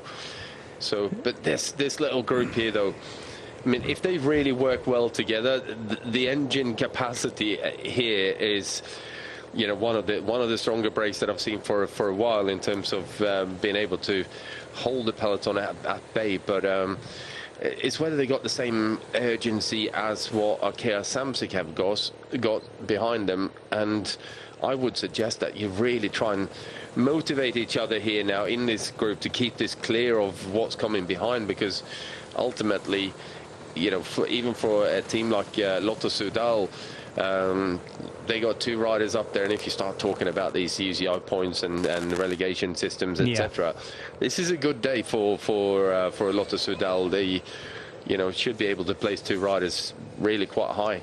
Yep. As I mentioned earlier, they got the win yesterday through 20-year-old Arnaud Delis, the super talented young Belgian sprinter, taking the win yesterday ahead of some big names as well. This was in the Huis de Pijl in Belgium, just up the road from here. Giacomo Nizzolo was second and Mark Cavendish third, so already taking some big scalps, as he has done all season, actually, Arnaud Delis. Nizzolo is here today, so we know he's in good form. Cav isn't, but he'll be racing tomorrow in the Ronde van Limburg, which you can catch Matt Stevens and I bringing that race tomorrow afternoon. We'll look to see whether Cav can go even better 2 days apart. Cav not racing here today with his Quick-Step Alpha Vinyl team, but he is racing tomorrow. Dan McClay is here in this race today. He was fourth yesterday. Brilliant, Magnus. I'm sure you might have seen this, to see Laurent Sweik taking fifth place yesterday as well in a bunch of group. You know, it just goes to show what a good road sprinter he is. Of course, he's known to us and to many as a brilliant, you know, world-class cyclocross rider and former, I think, multiple Belgian champion on the cross circuit, but also a very good road sprinter, isn't he, Sweik? He is, and I've always wondered why he doesn't do slightly more road racing than what he does. And clearly, as the sport of cyclocross has changed a lot in the last 4 or 5 years now, Sweik has kind of been suffering a little bit from that, I think. The fact that we got so many of the top professional cyclocross riders now racing top level road racing, and the endurance and strength that brings has moved the cyclocross scene along in a dramatic fashion. And you know, Sweik is fast, and he is a good, very, very good rider, but I think he could do with maybe upping his road program somewhat to start you know, building a bit more of that endurance and power for the cross. I agree. Only yesterday I think it was announced that Thibaut Nace, Sven Nace's son, is stepping up to the Trek Segafredo team. I'm sure you'll have seen that, Maggie, from stepping up from the, what's the cyclocross version? The Trek Lions, isn't it? Trek Baloise. That's the Badger. That's the Badger. Yeah, so very good to see. If you do enjoy your cyclocross, make sure you tune in tomorrow for Matt Stevens and I bringing you the Ronde van Limburg, because this is one of the things I really enjoy, Maggie. We have both halves of the Bingoal Pal Sources team. We've got the road going, let me get this right, Bingoal Pals Sources Wallonie-Bruxelles, but we also have the cyclocross team in there, the hang on a minute. Bingoal, Palshausen Bingoal team. We have both teams in the same race. So there's a lot of cross stars in there tomorrow too. So that'll keep me very busy on the microphone. I might rely on Matt for that. Which team's this, Matt? Deary me. Yes, so tune in for that one tomorrow afternoon on our digital platform. It's going to be a really busy week for racing this as we watch these gaps settle between these groups. I'll just run you through it, folks. Don't forget the Criterium du Dauphiné kicks off today. In fact, Carlton Kirby and Brian Smith are in the next booth to me here, where I'm bringing you my commentary today in London. They're bringing you the Dauphiné all week. And then on Thursday we have the ZLM Tour starting in Holland. Matt Stevens and I bringing you that ahead of, well, another classic one-day race, the Dwars at Hageland, next Saturday as well. That's kind of on this network at the home of cycling here at Eurosport GCN. That's the week set out. The Criterium du Dauphiné will be spectacular, of course, all the way through, and a real pointer towards the Tour de France. Women's racing-wise this week, it is all about the Women's Tour, because, of course, we brought you the fantastic news this week that Eurosport GCN will be bringing you live coverage of stages of the Women's Tour all the way through this week, starting tomorrow, Monday, and going all the way through to next Saturday. And that's Marty McDonald, Danny Rowe and Hannah Walker bringing you that race all the way from Colchester to its conclusion in Oxford City Centre next weekend. It's a race that I'm normally working on the mic, in actual fact, live at the finish line. So sad to be missing the Women's Tour in England this week, but you'll be able to catch it all here on Eurosport GCN. There are some territory restrictions on some of those races, by the way, so make sure you check them at GCN Plus, Discovery Plus, or on the Eurosport listings themselves. Don't forget about Tour de Suisse starting next weekend, Maggie, as well. Sorry. Hang on, that's next weekend. Hold it. Now, I can tell you what. Okay. Thank you for presuming you're working on that race now, by the sound of it. So don't miss the Tour de Suisse. There we go. That's next weekend. But also kicking off next week, Tour of Slovenia, Baloise Belgium Tour, and I'll also be bringing you the Route d'Occitanie next week as well, with Robbie McEwen as well. But of course the Tour de Suisse is the big one. Of course it is. Don't miss that. Well, we've really spoilt between now and the Tour de France, aren't we? Of course it's Nationals month as well, isn't it, Maggie, where we bring lots of viewers here, national championships from around the world. There's been a few already, of course, in some nations. I think it was the Thailand National Championships I spotted results from yesterday, if I'm not mistaken. So some national championships already happening, but historically, in Europe anyway, most of them happen over the same weekend, just prior to the Tour de France. Anyway, should we get back to this race? We're watching that chase between our very select second group on the road, which is now just over a minute and a half down, and then the peloton seems to be closing in on them. According to the time gaps we're seeing top left, that's 10 seconds. That is remarkable if it really has closed up that much. Yeah, I mean, they haven't been far away for quite some time here now, but Samsic have run out of manpower. Now Bingoal Power Sources are coming up here and throwing a couple of riders in the mix as well. So, you know, if they can just maintain this gap now for the next sort of 5 to 10 kilometers, then I think all of a sudden the will to chase in that peloton behind may very well just get a little bit less. The two Cofidis riders there combining at the front, Pierre Allagat and Axel Zongle.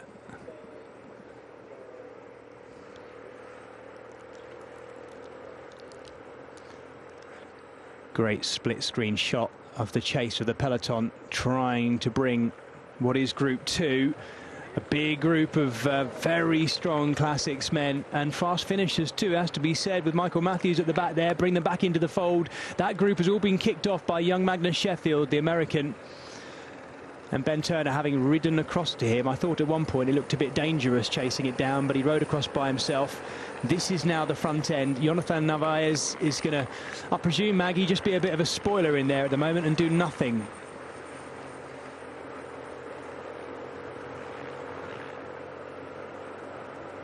I might have just lost Magnus for a second there. I will. Yeah. There we go. Sorry, Maggie. I'm presuming Narvaez is going to sort of sit and spoil, is he?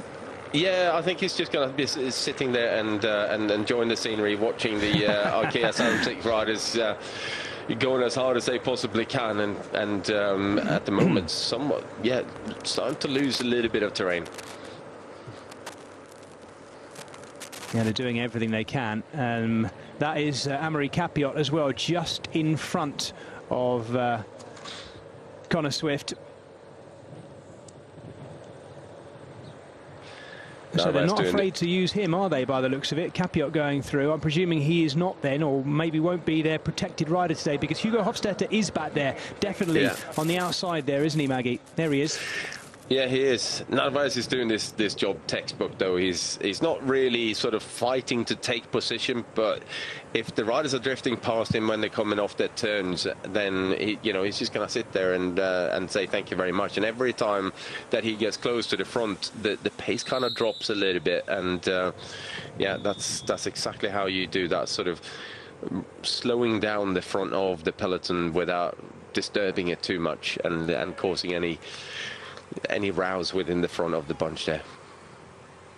Our breakaway are in Leerbeek. They are now heading eastward. They've gone kind of northward around a little enclave called Kester. They head further right, and then they have two more cobbled sectors, Maggie, but they're interesting ones, aren't they? Because they're both downhill sectors, something I don't often come across in races, but they're listed as cobbled sectors, both downhill as well. But I'm presuming they're not quite as testing, maybe. They seem pretty straight as well, not too many turns in them, so hopefully there shouldn't be a major issue. No, I don't think there will be. Putting in like proper downhill sectors are something that the organisers avoid these days after the issues we had with the Kemmelberg descent in the past. Yeah. Well, those two cobbled descents take you into Schepdaal, which is the birth town, hometown of Remco Evenepoel. We go right past the Remco Evenepoel shrine, I guess, outside the mural outside his supporters club.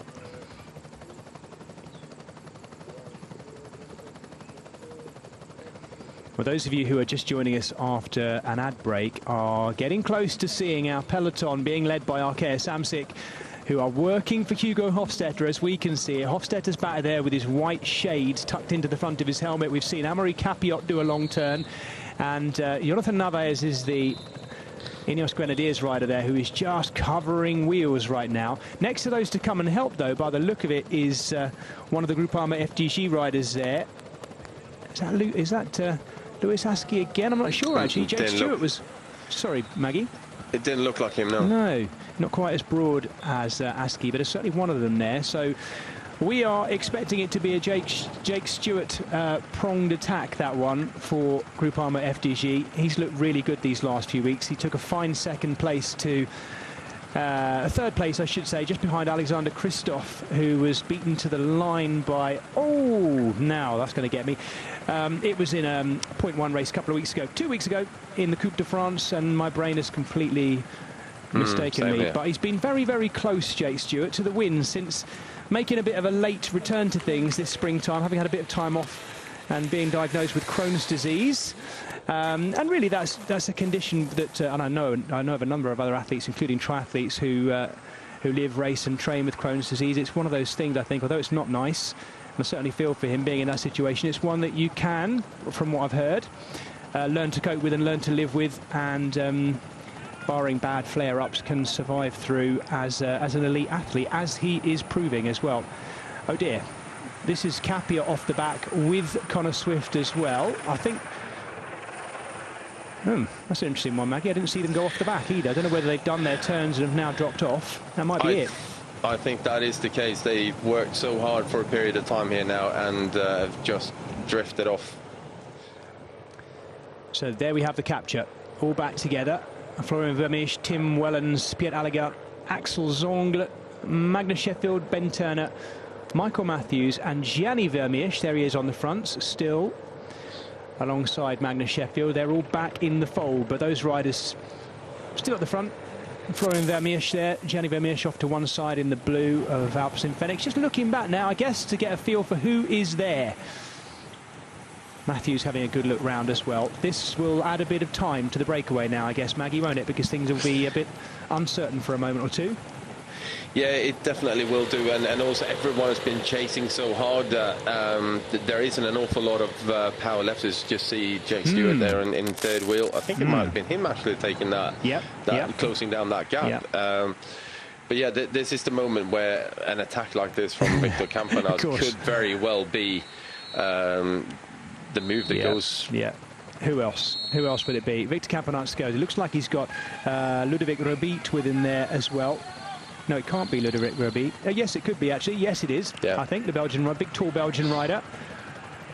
Always a favourite for a late breakaway, Ludovic Robiet.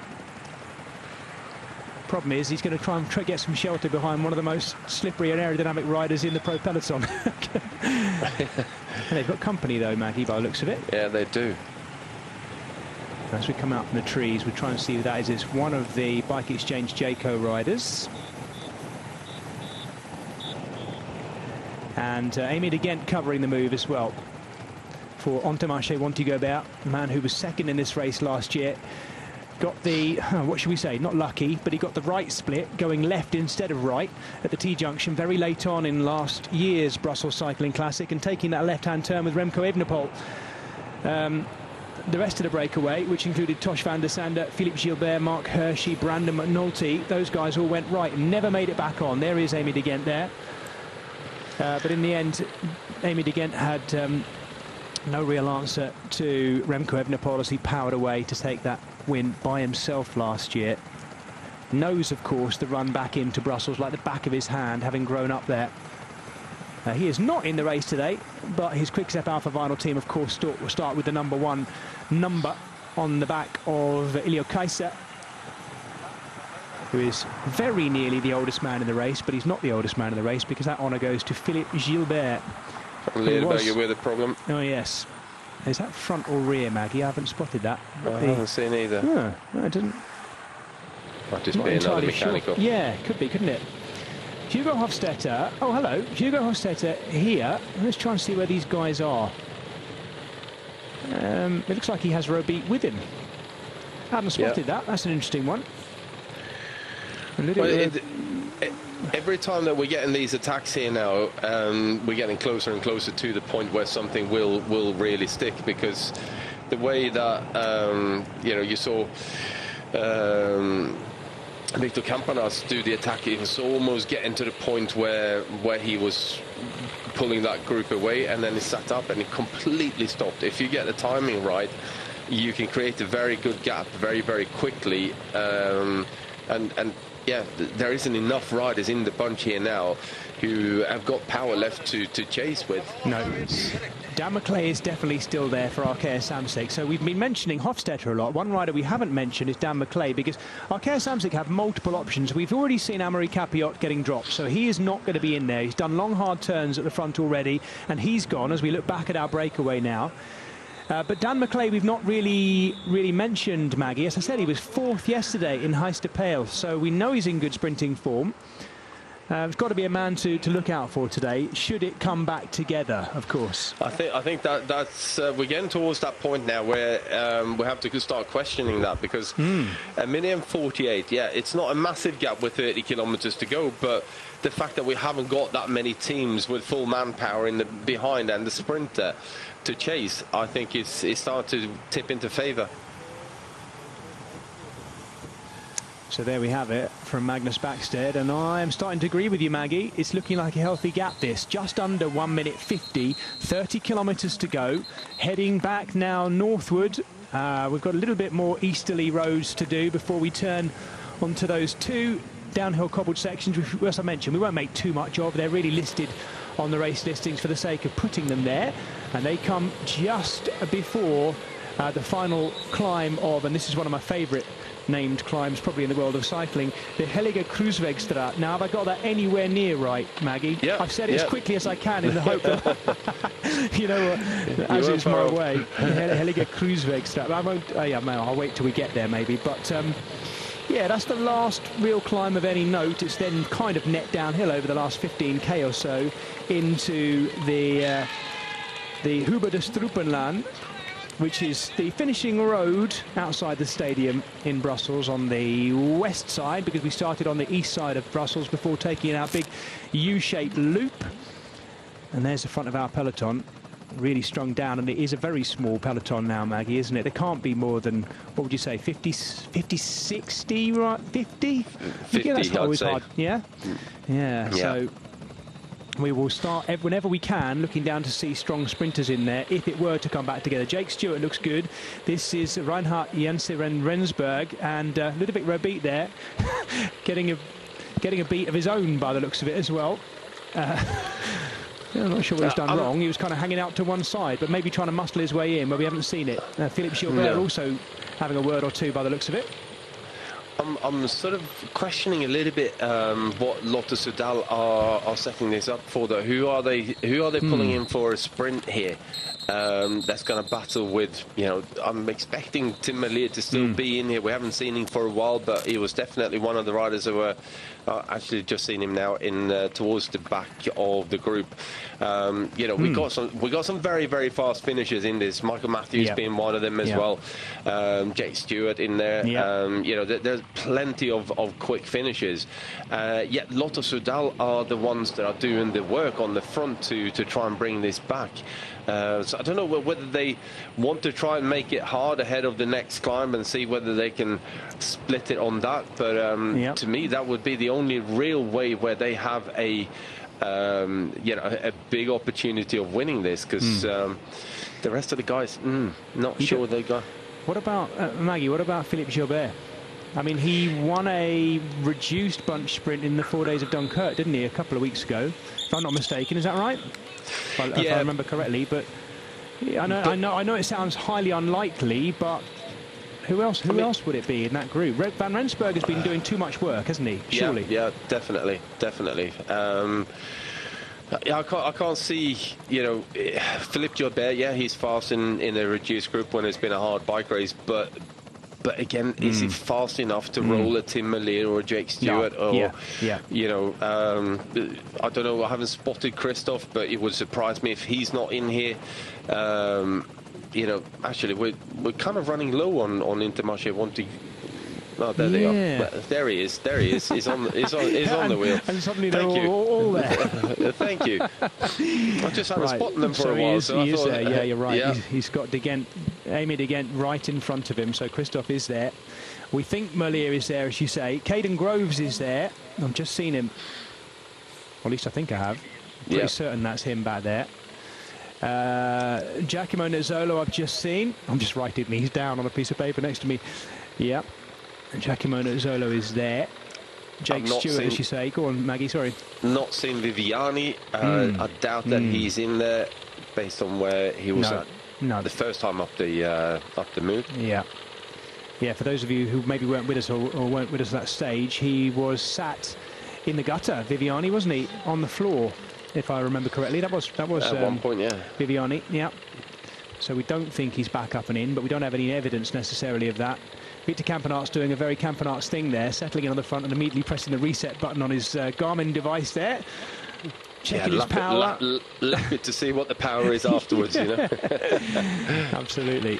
So that's the Lotto Soudal question. Then there's the Arkea Samsic question as well, because this man, Hugo Hofstetter, one of the fastest finishers in this bunch, is back getting a bottle. We know Amaury Capiot's done his bit and has been dispatched. And then there's Dan McClay, the British rider as well. Here we go. A nice smooth strip at the edge there, but you're getting whacked in the face by a bushy-looking tree the whole time up it as well. It's soaking wet as well. Our breakaway split in two momentarily. They seem to have combined really well together, though, these guys. I guess, Maggie, helped by the fact that it was atrocious conditions when they took off. And I think the first of those to be attacking, if I remember correctly, was Arjen Livens as well, the rider at the back here for Bingoal Power Sources. Yeah, it was, I guess it must have been the big gap they had of some just under 8 minutes, or around about 8 minutes or so, must have been helped by the weather. But they've actually stuck at it well once it's dried up too. Seem to have combined in a good sense. Well, it seems like everyone is taking their turns in you know, equal turns, equally hard, equally long, and with that, it tends to keep the momentum of the break going. So no one has been sat, on the back, missing turns and so on. So, they're doing a good job here. Still a minute and a half. They've lost a couple of seconds here since Campenaerts got on the front to start doing his thing. But yeah, it's still kind of in the balance there, I would say. If they don't carry on with the pacemaking in the peloton, then this is going to tip into the favour of the break. Well, just to the top of this descent, they crossed the river Zoonbeek, and this is the Brabantsebaan, I should say. Quite a long cobbled descent, but very gradual, and thankfully with a nice smooth strip either side, which the riders are making the most of. Certainly it's much nicer to be descending that in the dry. And Victor Campenaerts looks like he's about to cry, but this is just his normal facial expression when he's laying down the watts, which is exactly what he's doing. And right on his wheel, Tim Merlier as well. So there's confirmation visually that one of the fastest sprinters in the field is right there. Yeah, it definitely is. And yeah, the pace is definitely on in here now. You're right, though, Maggie. It is fascinating that it is so much being done by Lotto Soudal. And, well, in that team, maybe Reinhard Janse van Rensburg is probably their fastest sprinter, but he's done so much that they can't possibly be doing this for him. Surely I'm trying to think, really, Gilbert is there, right? I haven't seen him do much at the front yet. I'm still wondering whether they're thinking about trying to set up something for him.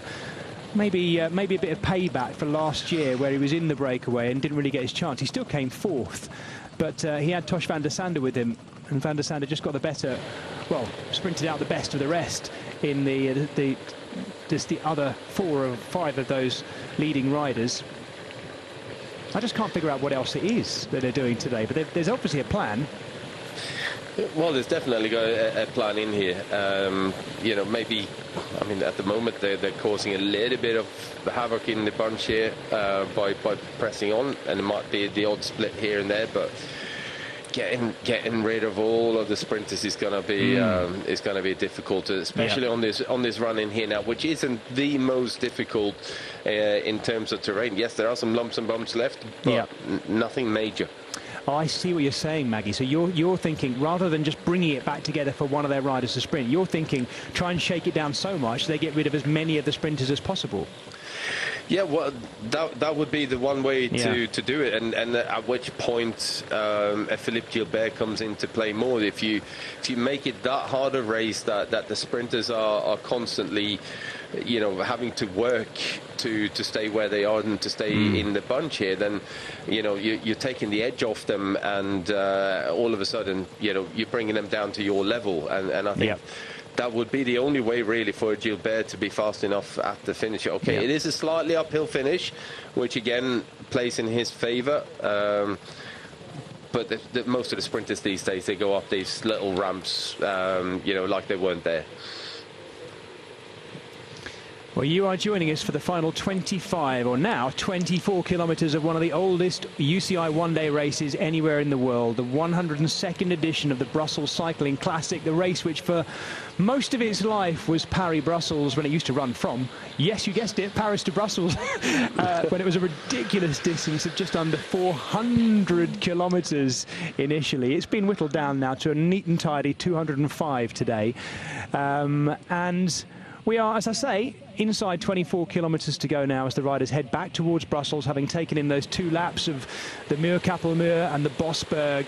We started out in hacking rain to the east of Brussels, and we're now headed back to a much drier and, well, potentially sprint-focused finale on the Huber de Strupelaan on the west of Brussels for that long straight finish. But can the breakaway survive? My name's Jez Cox. I'm alongside Magnus Backstedt here as we bring you the closing stages of what's turned out to be a real firecracker in the middle. This is the back end of what remains of our peloton. We reckon some 50 or so riders in total. One of them, didn't see who, managing to get a lightning quick feed there. That would have hurt the hand.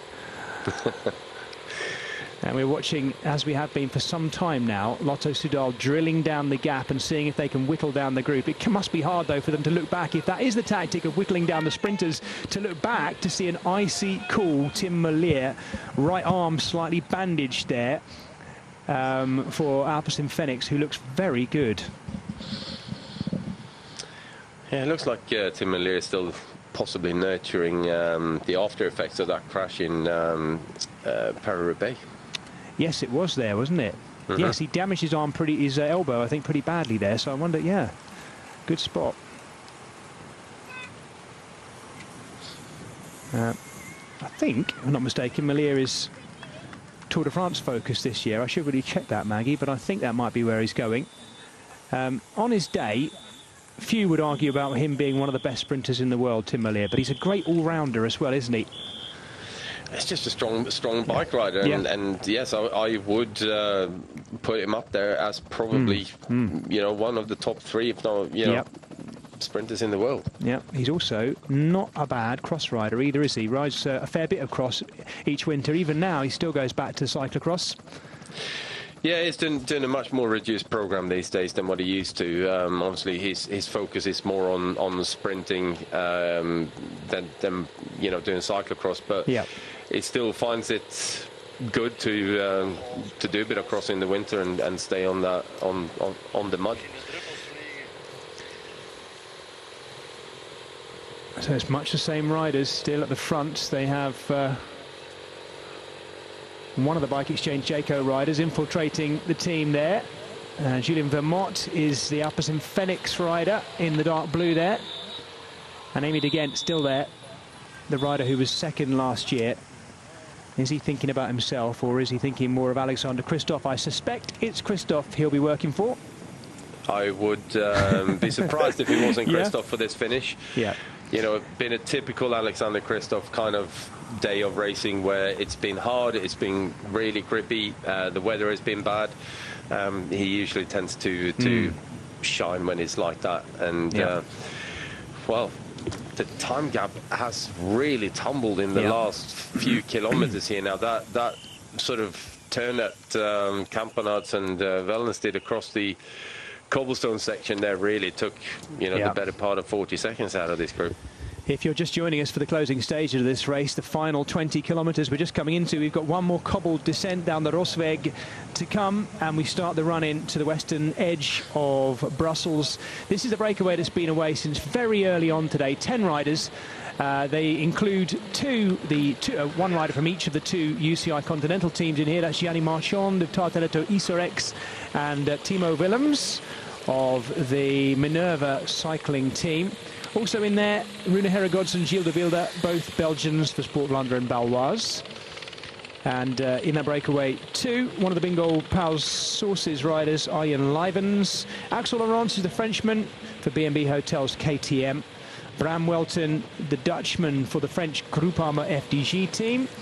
And Tobias Bayer, the Austrian for Alpecin Fenix, in the company of two very experienced world team professionals, and they are Jelle Wallace and Taco van der Hoorn. Jelle Wallace, of course, of Cofidis, and Taco van der Hoorn, Giro stage winner, of course, for Intermarché Wanty-Gobert, who are now very much focused on the front end of our chasing peloton as they think about Alexander Kristoff and, as Maggie mentioned, an ideal opportunity to lead out the big, tall, powerful Norwegian to yet another win. It's quite a possibility right now.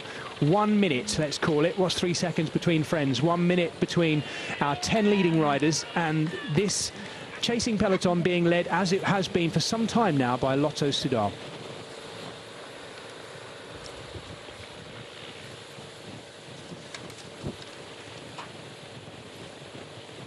So in that line, Victor Campenaerts, Reinhard Jensi van Rensburg, Tim Wellens just behind him, Florian Vermeersch, and then right at the back of that string, Philippe Gilbert, who's been fourth and second in this race. You know what's fascinating, Maggie, as well? He's only ridden, this is the third time he's ridden the race. He was second in 2004 and fourth in 2021. 17 years between the two races. And here he is back at it again. So he's ridden the race twice, 17 years apart. It's remarkable, isn't it? And consider, though, as well, he's been second, he's only ever been second and fourth in this race. So I'm sticking with my pick, and I'm going to go for it now. Right. I'm going for it now, Maggie. Phil Gilles to get the... I need to find something that rhymes with that. No. Phil Gilles to get the win. I think he's going to do it. I think he's going to... I don't know whether it's going to be some sort of late attack or what, as we watch Axel Laurence once again swinging at the back end of our breakaway. Oh, he's had a hard day out, that young man. Yeah, definitely not been easy. I'm inviting you, Maggie, to pick your winner, because I've just outdone myself by 10k, and I'm going for Philippe Gilbert now. Okay. Go on then, get in there. All right. I'm going with Tim Miller. Oh, nice. Good. Okie dokie. Well, pick your winner from this lot at home, folks, as you watch. If you're watching it back in highlight form, you're in a good place right now to do just that. But if you're watching it live as well, likewise, who do you think is going to win out of this lot? Looking at the faces, it's interesting. Christophe got the tongue out. He's bobbing a little bit. And in amongst them, Jake Stewart looks very cool and calm. The British rider for Groupama FDJ, right in the middle of that group. Jonathan Navarez always looks good. Very focused and concentrated in the middle there, the Ineos Grenadiers man. One of the few Ineos Grenadiers riders that hasn't tried something so far. We saw Kim Hajduk on the deck. Actually, we've seen Hajduk and Viviani on the deck, so two of their riders, I think, are either behind the race or potentially out of the race as well, because we've seen both of them on the floor, which is not good. Yeah. They've had a bit of a rough day, haven't they? They have. I'm not sure why they had such a reduced team today. I mean, obviously they're spreading themselves fairly thinly across different races, but started with 5 riders. 2 of them have had a crash. Ben Turner and Magnus Sheffield, once again, much as they were actually at Brabantse Pijl when the 2 of them were combining brilliantly. In fact, they've combined very well all spring in the Classics races. Those 2 up the road are looking so good. Now ensconced back in that peloton. Here we are on the Rosweg, as you can read for yourselves. Over 2 kilometres in length, this cobbled sector, but I'm bowing by Magnus's far better experience than mine, and said it's not too bad a road, and it's well, by the looks of this section, it's quite flat as well, Magnus, but I think it's net downhill in total, isn't it? Yeah, but by 0.5% or so, so it falls flat downhill, let's call it. Those storm drain bits at the edges aren't. We've just seen Taco van der Hoorn avoiding the drain, because you've got a drain about every 10 metres like that, and they're not as easy as some of these riders are making it look to actually ride in, particularly when they're curved. It's like a micro velodrome all by itself, isn't it? You know, it's like but you can use them to your advantage when you corner, though, because you can actually ride the edge of it. So it requires a lot of like upper body stability and strength to hold the bike in that sort of gutter there, and managed to ride it in a nice way. But see that, perfect by going around that corner. Yeah, we're seeing some of the riders. Gianni Marchand in particular is actually micro bunny hopping each of these drain covers as well, because you're never quite sure how much of a dip it is, and I thought they probably provide quite a nice little pinch puncture point should you hit it hard enough. Getting a nice close-up shot of it there too. That's the front of our peloton, showing how close they're getting now, because they're inside a minute. And this is Florian Vermeersch of Lotto Soudal, also riding that gutter.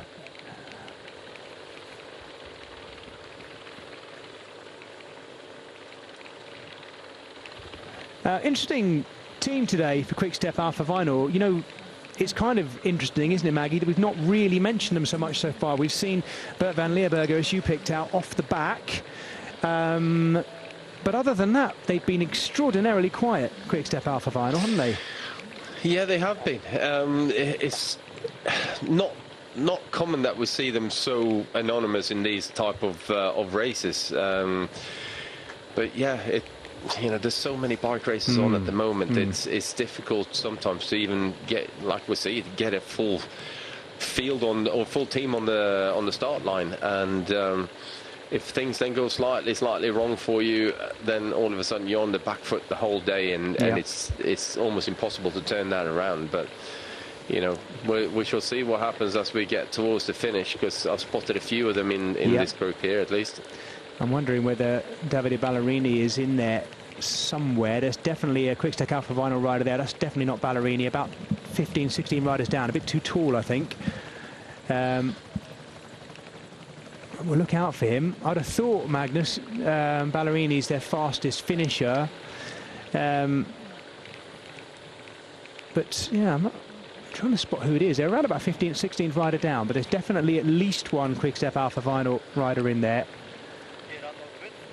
Of course, their sports director, Brian Holm, won this race back in 1991. So they've got a bit of experience there at the very head of affairs. As we watch Axel Zongler cruising out to the other side of the road, the inside now, as they come around this bend. See how they use that drain as a corner and just cutting across it, and then using that slight bit of banking to carry the speed around the corner. Clever. Yes, we don't get many of those storm drains like that in the United Kingdom, but they're a very European, mainland European thing. There's quite a lot in France, of course, and in Holland, in various places. There's a lot of them in this part of the east of Flanders. Some of them not quite so good. If you look at the look at the condition of it on the left-hand side of the road, and thankfully you wouldn't need to be in that. But yeah, you can understand why the riders picking their line through them very carefully and bunny hopping some bits. Yeah. Here we are back with our breakaway. Still 10 riders there. If you are just joining us, I'll quickly rattle through who they are, Maggie, because I know some people have tuned in at the very end of this race. Right at the back here for B&B Hotels KTM is Axel Laurence. As we look there, that is the supporters club of the last winner of this race, Remco Evenepoel. You could just see a mural painted with his face on the side of that building, because this final climb here, we are actually literally climbing past his parents' house, and that is Axel Laurence done. He's already been dropped from this once, he's gone again. This is giving me a chance to pick them out. This is Yellow Lace, also looking like he's now drifting off the back, 46 seconds to the front of this group, and the Cofidis man now has gone too. That's 2 off the back. That makes 8 riders left right now. And on the back of the group, as we look at them, is one of the 2 Sport-Vlaanderen and Baloise riders. That's the edge of the cafe, which is the home supporters club for Remco Evenepoel. If we get a chance to see it in this shot as you come to the right, there's a very smart looking mural painted on the side, which has got etched into it a kind of metal plaque for each of his victories all the way down the side of that building. Question is, are they going to have to add another outhouse to it in the coming years? Let's see. Watch this concrete space. I think we're going to see this from Victor Campenaerts until he just pretty much falls off the bike, aren't we? He's doing one of those rides again where he just absolutely winds himself into the ground. Tell you who's looking pretty composed in there as well as Giacomo Nizzolo. Yeah, there he is. The Italian former champion stripes on his sleeves, the tattooed arms. Magnus Sheffield, the Ineos Grenadier, has ridden his way back to the front. Michael Matthews sits second wheel. Sheffield looks good too. Sorry, Maggie, go on. There was a lot of people hurting for both by the speed that Victor Campenaerts went up that climb. Yeah. He is the hour world record holder, of course, and really knows how to lay it down when he needs to. Mathieu Ladanu might have been one of those riders who'd try and keep it together for Jake Stewart come the finish, but he's gone with a front wheel puncture, and he'll take a while to get back in at that pace, that's for sure. Axel Laurence back in the fold of that, remaining peloton now. Still being led by Victor Campenaerts. Magnus Sheffield cleaning the glasses from the spray and grit of the Flemish Brabant as we head northward back towards Brussels now.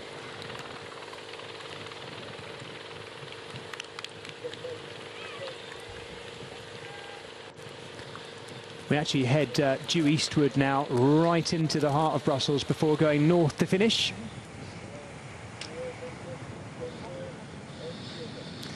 And just to finish my run through of who is still in that breakaway, Bram Velten is the Dutchman at the back there for Groupama FDG. And the 2 Baloise, Sport-Vlaanderen and Baloise riders in there are Gilles de Wilde and Rune Herregaard. You're looking at Taco van der Hoorn right now, the Dutchman. For Intermarché, Wanty Gobert. This is Gianni Marchand of Tartaletto Isorex. Just behind him, Arjen Livens. And then Timo Willems of the Minerva cycling team. Bike company, best known for their e-bikes. None other than Johan Museo is one of their... I'm not actually sure he doesn't own stakes in the company, actually, Maggie, Museo, but I certainly know he's... very well do. There we go. Yeah, I know he's been on the podium at a few of our big classic races this spring, giving away e-bikes to the winners, which I always find fascinating, giving what is effectively a city and commuter e-bike to one of the pros, but actually might come in quite handy, I'd have thought. Dearie me, Jelle Willé's not happy, shaking his head. I'm not sure what at, whether it's the camera or just the day, but he's been shelled from that breakaway. Question is, will he go on to rue that because the breakaway survives, or will he just be one of the first 3 or so to be caught from that breakaway? Let's see. He doesn't look happy, though. Still shaking his head. Yeah. He's right cheesed off, isn't he? Definitely. With 12 kilometers to go as well, you know, there's still a possibility that they stay away, although Campanar's still doing some big turns on the front. And be interesting to see if the chat here now between Sheffield and Narvaez, because who are they going to run this finish for? Narvaez fairly fast in the finish. Yeah. I would have almost expected him to Sheffield to have a have a go at attacking. Surely someone's shown Caden Groves how to get a casket out from under a helmet. You don't need to take it off, do you, Maggie? Even I can do that, and I'm a complete numpty. He's taking the helmet off, though. I would never even put a casket on in the first place. Really? No, never. Oh gosh, I'm a big one for them in the rain. They're brilliant. If you get the angle, no. No, it just means that you have to tilt your head up much higher to see where you're going, and it really messes with your neck. And not a fan. How about, and I know you might laugh, but how about one of those little clip-on peaks, so it's a little bit higher, just to keep the rain out of your eyes? No, I know no one uses for that. I don't know what it is with me. I think I just find glasses and rain, just constantly wiping them, does my head in. Nah, I don't know. Wrong glasses. Yeah, you know, they wouldn't have even. I'm sure they wouldn't have moaned about this in the. They certainly wouldn't have moaned about it in the 1893 edition of some 397k. Can you imagine that 397k in the rain we've had today? These guys have got nothing to moan about. I don't know what Jelle Willé is shaking his head for. You want to be back there in 1893. I should say though that after that 1893 edition of 397k, the race didn't run again until 1906. I think it took that long for the riders to get over it. It was a bit of a layoff. There we go. It's got a fascinating history, this race too. We're now watching Jonathan Narvaez, who's doing his the first long turns we've seen on the front. And, so he's not sprinting? No, he's not. Well, we're easing down through the numbers of what's going on with Ineos Grenadiers. No, hang on a minute. Unless Viviani is back in there, but if he was, he'd be much nearer the front, I'd have thought. I would have expected him by now to have sort of made a bit of an appearance closer to the front, and we should have spotted him by now. Yeah. I wonder how settled the Ineos Grenadiers Tour de France team is. You think he'd be settled by now? They're not out to prove something, are they, Maggie? Just trying to figure out these tactics.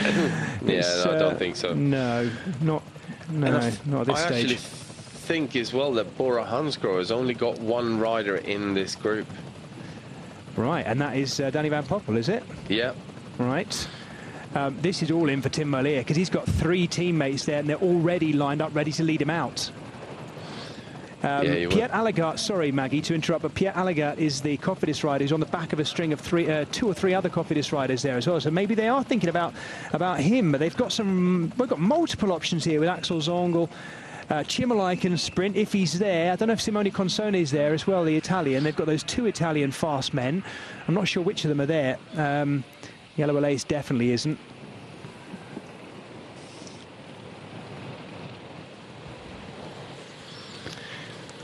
And Arkea Samsic again, combining with, the remnants of this peloton. 46, 45 seconds. It's still coming down quite slowly at this stage. Yeah. Caden Groves gets the sling back in from Jelle Willé's, having removed his peaked cap. So if you are just tuning in very late, this is Jez Cox alongside Magnus Backstedt, bringing you the final 8 kilometres, or just over now, of one of the oldest one-day races in the world, the 102nd edition of the Brussels Cycling Classic, formerly Paris-Brussels. And we are right on the edge of Brussels now, coming into the outskirts, making our way northeastwards through the city to the finish just outside the big multi-use stadium on the Hoepe de Strupelaan. And our breakaway still survives. This is Rune Herregods, who is now driving hard down the outside for Sport Vlaanderen Baloise in the yellow and blue. They know it's desperate times now. They've been out there so long, these riders, since very, very early on. They've done just shy of 200 kilometres together.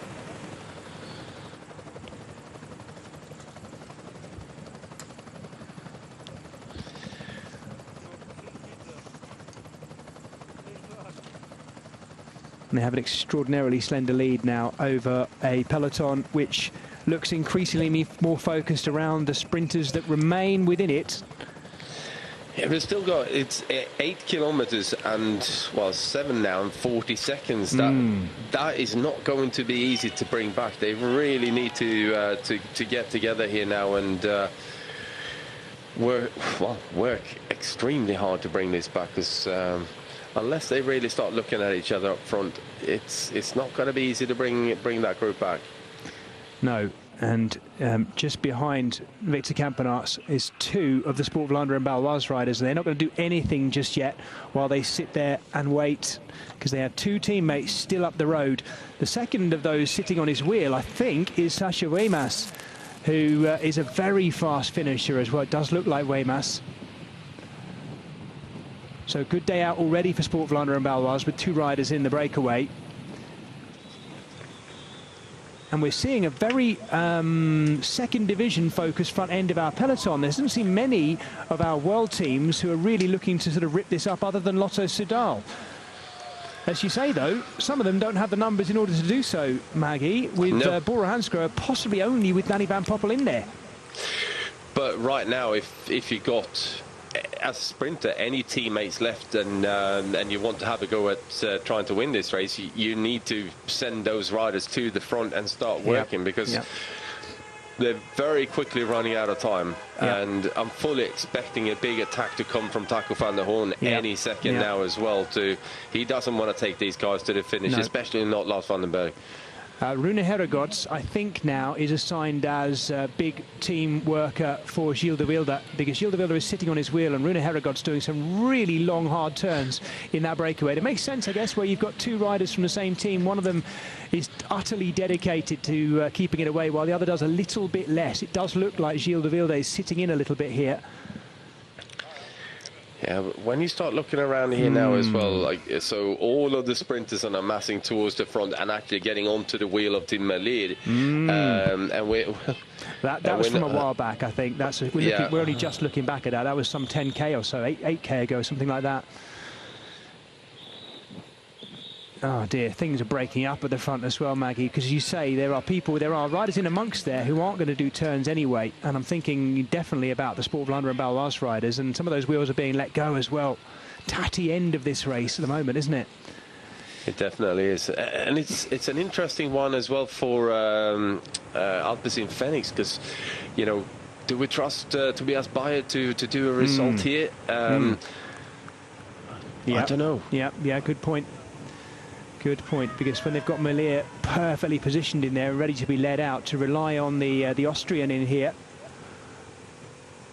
Taco van der Hoorn starting to do his little weaving as well here now, just looking for those opportunities where they're going to come, because the last rider that he really wants behind him when he goes is Van den Berg, because he's so explosive to get onto the wheel.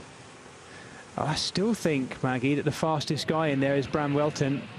The FDG rider, certainly going on what I saw of him last week in the Mayenne, he was very powerful. It just depends, I guess, after a race like this in the rain does odd things to different riders' legs, doesn't it? We've had this conversation on air before, and I guess it depends who's got what left in that leading group, but it does, gosh, it's going to be close, isn't it? Yeah, I think it is. But, you know, a rider like Bram Welten, he will cope with this kind of weather pretty well. I don't think it will hold him back too much. Looking into that group, it's still Victor Campenaerts doing an awful lot. It's not fast enough, though. No. They're still holding that gap. Once it gets to these kind of handful of seconds, we'll take the time gap with a pinch of salt, but there's... looking back at them, it's just the neutral service car behind these leading 8 riders now. Rune Herregaard has done everything he can at this stage. Taco van der Hoorn comes through. There's no doubt about it. Between those two Sport Vlaanderen and Baloise riders, it's Gilles de Wilde who's sitting back a little bit more. Campenaerts, at long last, after doing all that, is now done, and he's still grimacing off the back. Great ride by him, but to what end? Let's see for Lotto Soudal. What can they do after all that hard work? This is Gilles de Wilde, the Belgian. You can see the peloton in the background there now as well. Yes, you can, Maggie. It's so close. It's 3.5 kilometres to go. This is our leading group of 8 riders. They were 10. They've been away the whole race, really, from very early on in the hacking rain. Gianni Marchand of Tartaletto Isorex here in the yellow and black is driving hard at the front to try and help them stay clear. But even that pressure is splitting things up a little bit in that leading group. They're starting to look over their shoulders as well. They can't afford to do this with just 30 seconds, 31 seconds over a chasing group of some 45, 50 riders. And in there we know there's Jake Stewart, Michael Matthews, Tim Merlier, Alexander Kristoff, Caden Groves and Giacomo Nizzolo, just amongst some of those fastest of the finishers. Still a few camera motorbikes and that neutral service car between them and the chasing peloton, but a hand being waved over the head there of one of the race controllers to try and bring some of these vehicles through and out of the way. They'll be moving through pretty quickly. 27 seconds. They really need to keep working together here. They need, in a way, Rune Herregaard, if he's got anything left, to get back on the front and drive, because he's the only one in there with a teammate. Yeah, I think so too, and that would be definitely a call coming from the car to say, look, one of you commit to this one and just keep on driving. You can't start looking around. We don't need both of you to do a result here. We just need this group to go to the finish. Absolutely. It's interesting what you mentioned. Do Alpecin Fenix put any trust here in Tobias Beyer, the young Austrian rider who's on the front right now, because they have Tim Merlier back there, the former Belgian champion, probably the fastest man in this field alongside Kristoff, and this is the attacks now coming from the front end of our peloton. That is long last the Quick-Step Alpha Vinyl move. Looking to see who the rider is, though. He's got cover from Magnus Sheffield, possibly one of the Ineos Grenadiers riders. Sheffield on the wheel, yes. There we go. But Michael Matthews doing the effort here now to get across. So I think the sprint is for Groves. Right, there we go. Caden Groves, we've seen taking his cap off, readying himself for this sprint. The question is, though, can they bring it back? They've still got 25 seconds, and they're going to have, soon, 1,500 metres to go. This group could definitely do it, Magnus. It's going to be so close as well. 22 seconds the gap. 1,500 metres to go and some cramp by the looks of it. If I'm not mistaken, that looks like cramp for Timo Willems. He does not need that right now, the Minerva rider. Or is he feigning that? What's going on there? I don't know. What's going on there? Wow, that was a snappy return, though, to get back onto the wheel of Arjen Leivens. Well, he's shaking the head, though. So I don't know whether he's hearing something in the radio. Oh, dearie me, so late on as well. I think they're going to do it. They're going to survive, but it's going to be so close. Taco van der Hoorn hasn't done what we thought he might and try and clip off. I just don't know what he's got left, Magnus. Van der Hoorn on the front right now, and he's got Tobias Beyer right there. 1K to go. Yeah, that was the moment. He had a bit of a gap coming out of that corner, and this is the moment to attack. Taco van der Hoorn attacking under the Flamme Rouge, slightly rising to the finish here. You can start to see the finish ahead of us. Timo Willems driving hard down the outside to try and go across. A great ride here by the Minerva rider. He obviously has got the legs. Timo Willems is kicking to get onto the back wheel of Taco van der Hoorn. There's a shake of the head here, though, for Tobias Beyer, the Austrian. And Timo Willems is going himself now at this stage. Really impressive ride by this guy. And he's kicking really hard down the right-hand side of the road, the Minerva rider. The Belgian rider in the lead, closing in on the finish. Timo Willems, what's he got left? Taco van der Hoorn doing everything he can to try and close it down. Tobias Beyer sitting there. Timo Willems, if he can hang on here, is going to get one of the biggest wins of his career. This will be mighty impressive at the Brussels Cycling Classic. Willems holding on. Taco van der Hoorn doing everything he can to try and close it down. Has he got enough? Taco van der Hoorn is absolutely doing it everything. He's going to pull the bars off at this rate, but Timo Willems closing in. Taco van der Hoorn, who's got it left?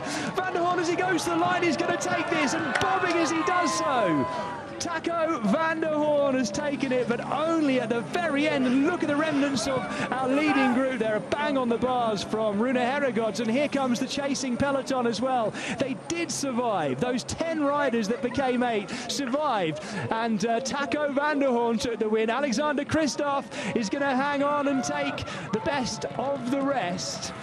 But his teammate, the Dutchman, Taco van der Hoorn, has already taken the win. And boy, did that look hard coming up to the finish, Maggie. What a final. That was like a hill climb finale. There was nothing but just willpower that got that win. Wow, amazing. What a Amazing. final. Oh, you've got to feel for Timo Willems, though. What a brilliant ride by him. It was so close.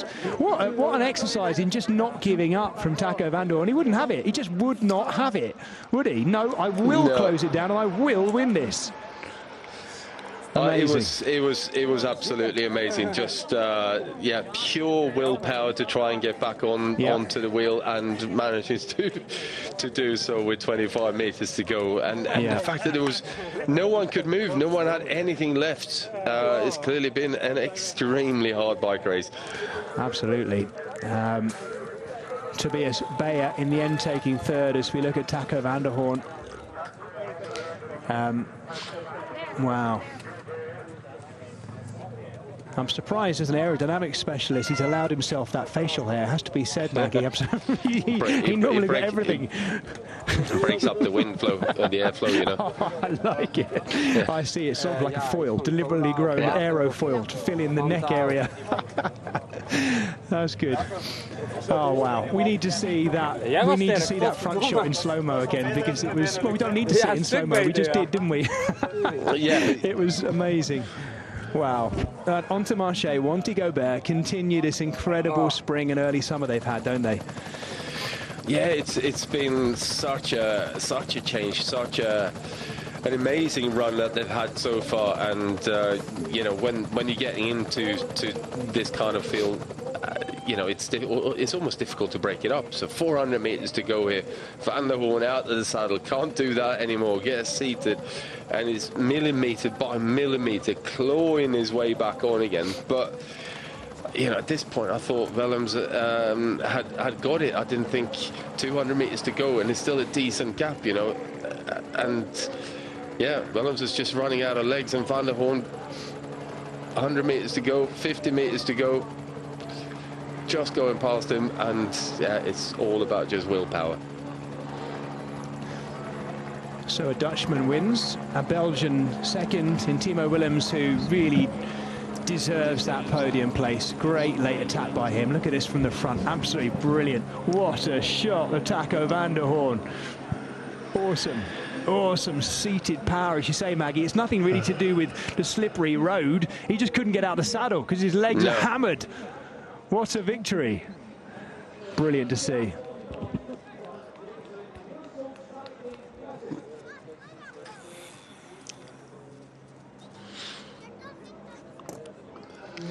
Well, such a shame for Timo Willems, who would have deserved that. It would have been great to see one of our UCI Conti riders winning. This is the 7th career victory for Taco van der Hoorn. He's got a very impressive palmares already. And you can see Timo Willems being congratulated in the background for a brilliant ride by one of the lowest ranked teams in the race in Minerva Cycling.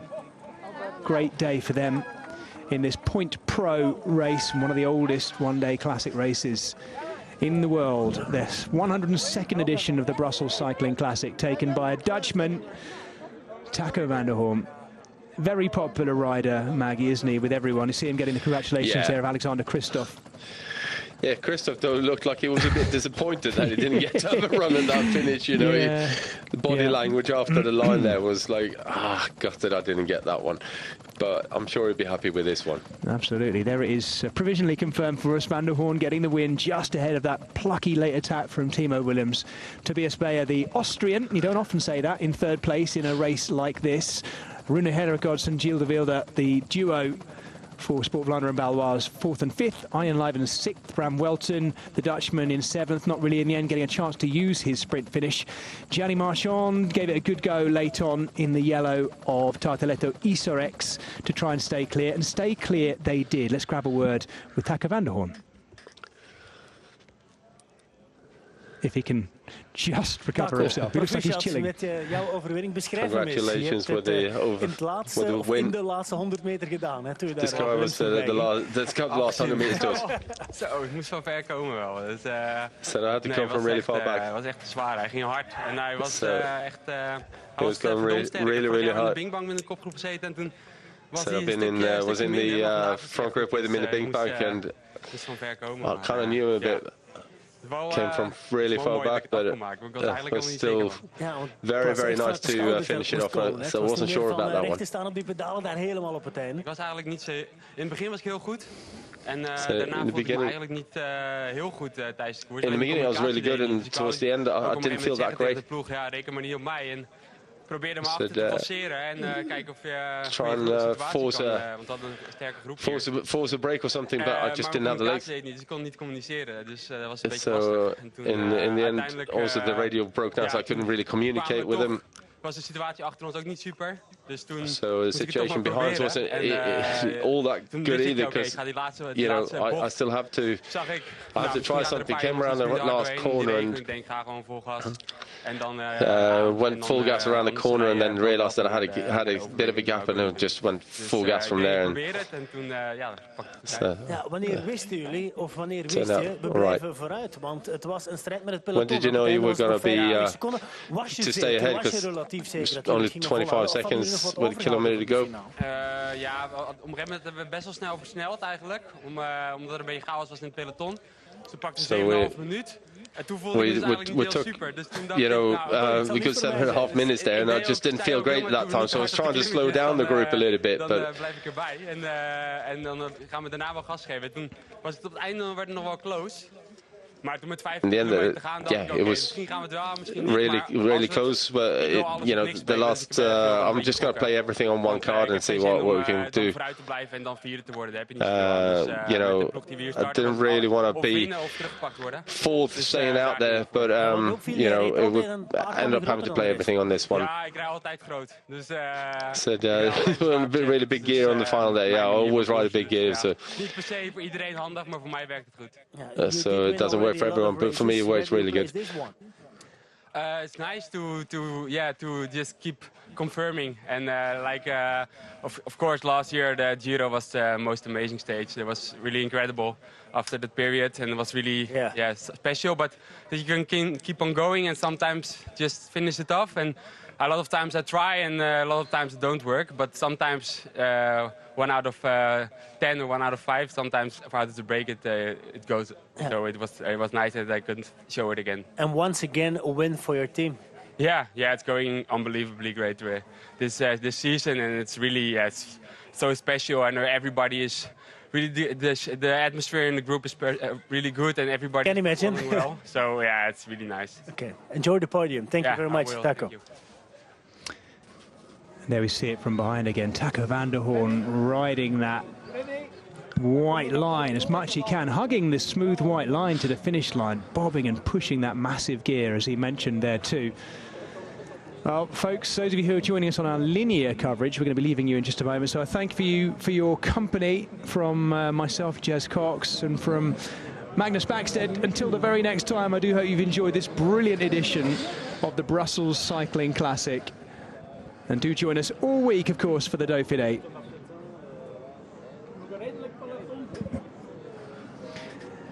And for those of you who are with us on our digital coverage, we get to have a word with Timo Willems about what could have been, I suspect. Timo Willems, je kan al opnieuw glimlachen, zag ik, toen je hier in deze stoel kwam Timo, zitten. Maar daar aan de streep was het flink vloeken. Je sloeg je stuur in twee. Je was er heel dichtbij. Banging your handlebars at the finish there. Ik heb op dezelfde manier een paar weken geleden de GP Vermark in Rotsla gewonnen. So I won this in the same way that you know raced the last couple of weeks. Probeer het zo, kom aan, je kunt het. So ik ging. I tried to do it again. Van der Hoor en nog een. Ik kwam even bij en dacht ik ga vol door. So I make that jump across, and then I thought, never look around. I just kind of went full gas for it, and then I felt him coming in the last 50 meters, and I said I was just completely spent by then, so I just didn't have anything to respond. Achtervolgende peloton voor. Ik vond het heel stijl dat we met zo'n grote groep mochten wegrijden. So I found it really strange that such a big group got to ride away and we got 7 minutes. And then we rode really quite slow over the Muur and the Bosberg. And then after that we went really full gas. And I kind of felt that there was a chance, you know, there for me. So in the last 2-3 kilometers, I knew we were going to stay up and stay ahead. And so, you know, I really doubted myself a lot over this winter whether I was going to continue. I found a good team. Now I'm just feeling good and hoping that I'm going to be able to take another step up in terms of teams. Hoe was dat om in het peloton te zitten toen, of in de kopgroep? In de kopgroep valt dat mee, daarmee dat ik ook in de vroege vlucht wou. Er waren bepaalde plekken dat de seingevers zo stonden dat we effectief door. So it was a lot of rain and there's not much water on the road, and it wasn't nice. Such a bad day after all out there. Thank you for the translations, Magnus. Always useful to be alongside you for picking up any of the Dutch and Belgian translations. Thank you, my good man. It's interesting comments there, actually, from Timo Willems, isn't it? Because he was with Sport Vlaanderen and Baloise for the first few years of his career, and then over last winter, well, I was going to say step down, but moved down, if you like, one level to the continental level with Minerva. And he mentioned there, didn't he, as you said, that he's had doubts over the winter about it and whether he was still up to it. But today, he'll have been, well, I'm sure Minerva as a team will have been absolutely delighted with that. Yeah, I'm sure they would have been. I mean, that is it's a big result for him and for the team. So you know, it just goes to show, just got to keep on plugging away, keep believing, and you know, he's clearly on a good roll here. Looking back at some of the highlights of the day, back on the Muur-Kapelmuur, climbing up through Heradsbergen, and that big mid-race move by Magnus Sheffield, the impressive American. On the big ring. Yeah, on the big ring, absolutely, as Magnus pointed out. This was Elias van Brussegem, who didn't make it across for Tarteletto Isarex. And then we came the Arkea Samsic show, led by Connor Swift initially. They really did an awful lot of work to try and bring their team back into contention, but it really came to nothing in the end, because this breakaway you're looking at right now, being led by Rune Heregaards, survived. Taco van der Hoorn was right there in the middle of it, doing, as he mentioned in that interview, his best to try and get the group to slow down. We've heard no more about this. We might have a little look through our social media feeds, Maggie, to see if anything comes of this, but there was a big crash there with a lot of riders down. This was going the second time up the Muur-Kapelmuur, past the chapel to Our Lady at the very top.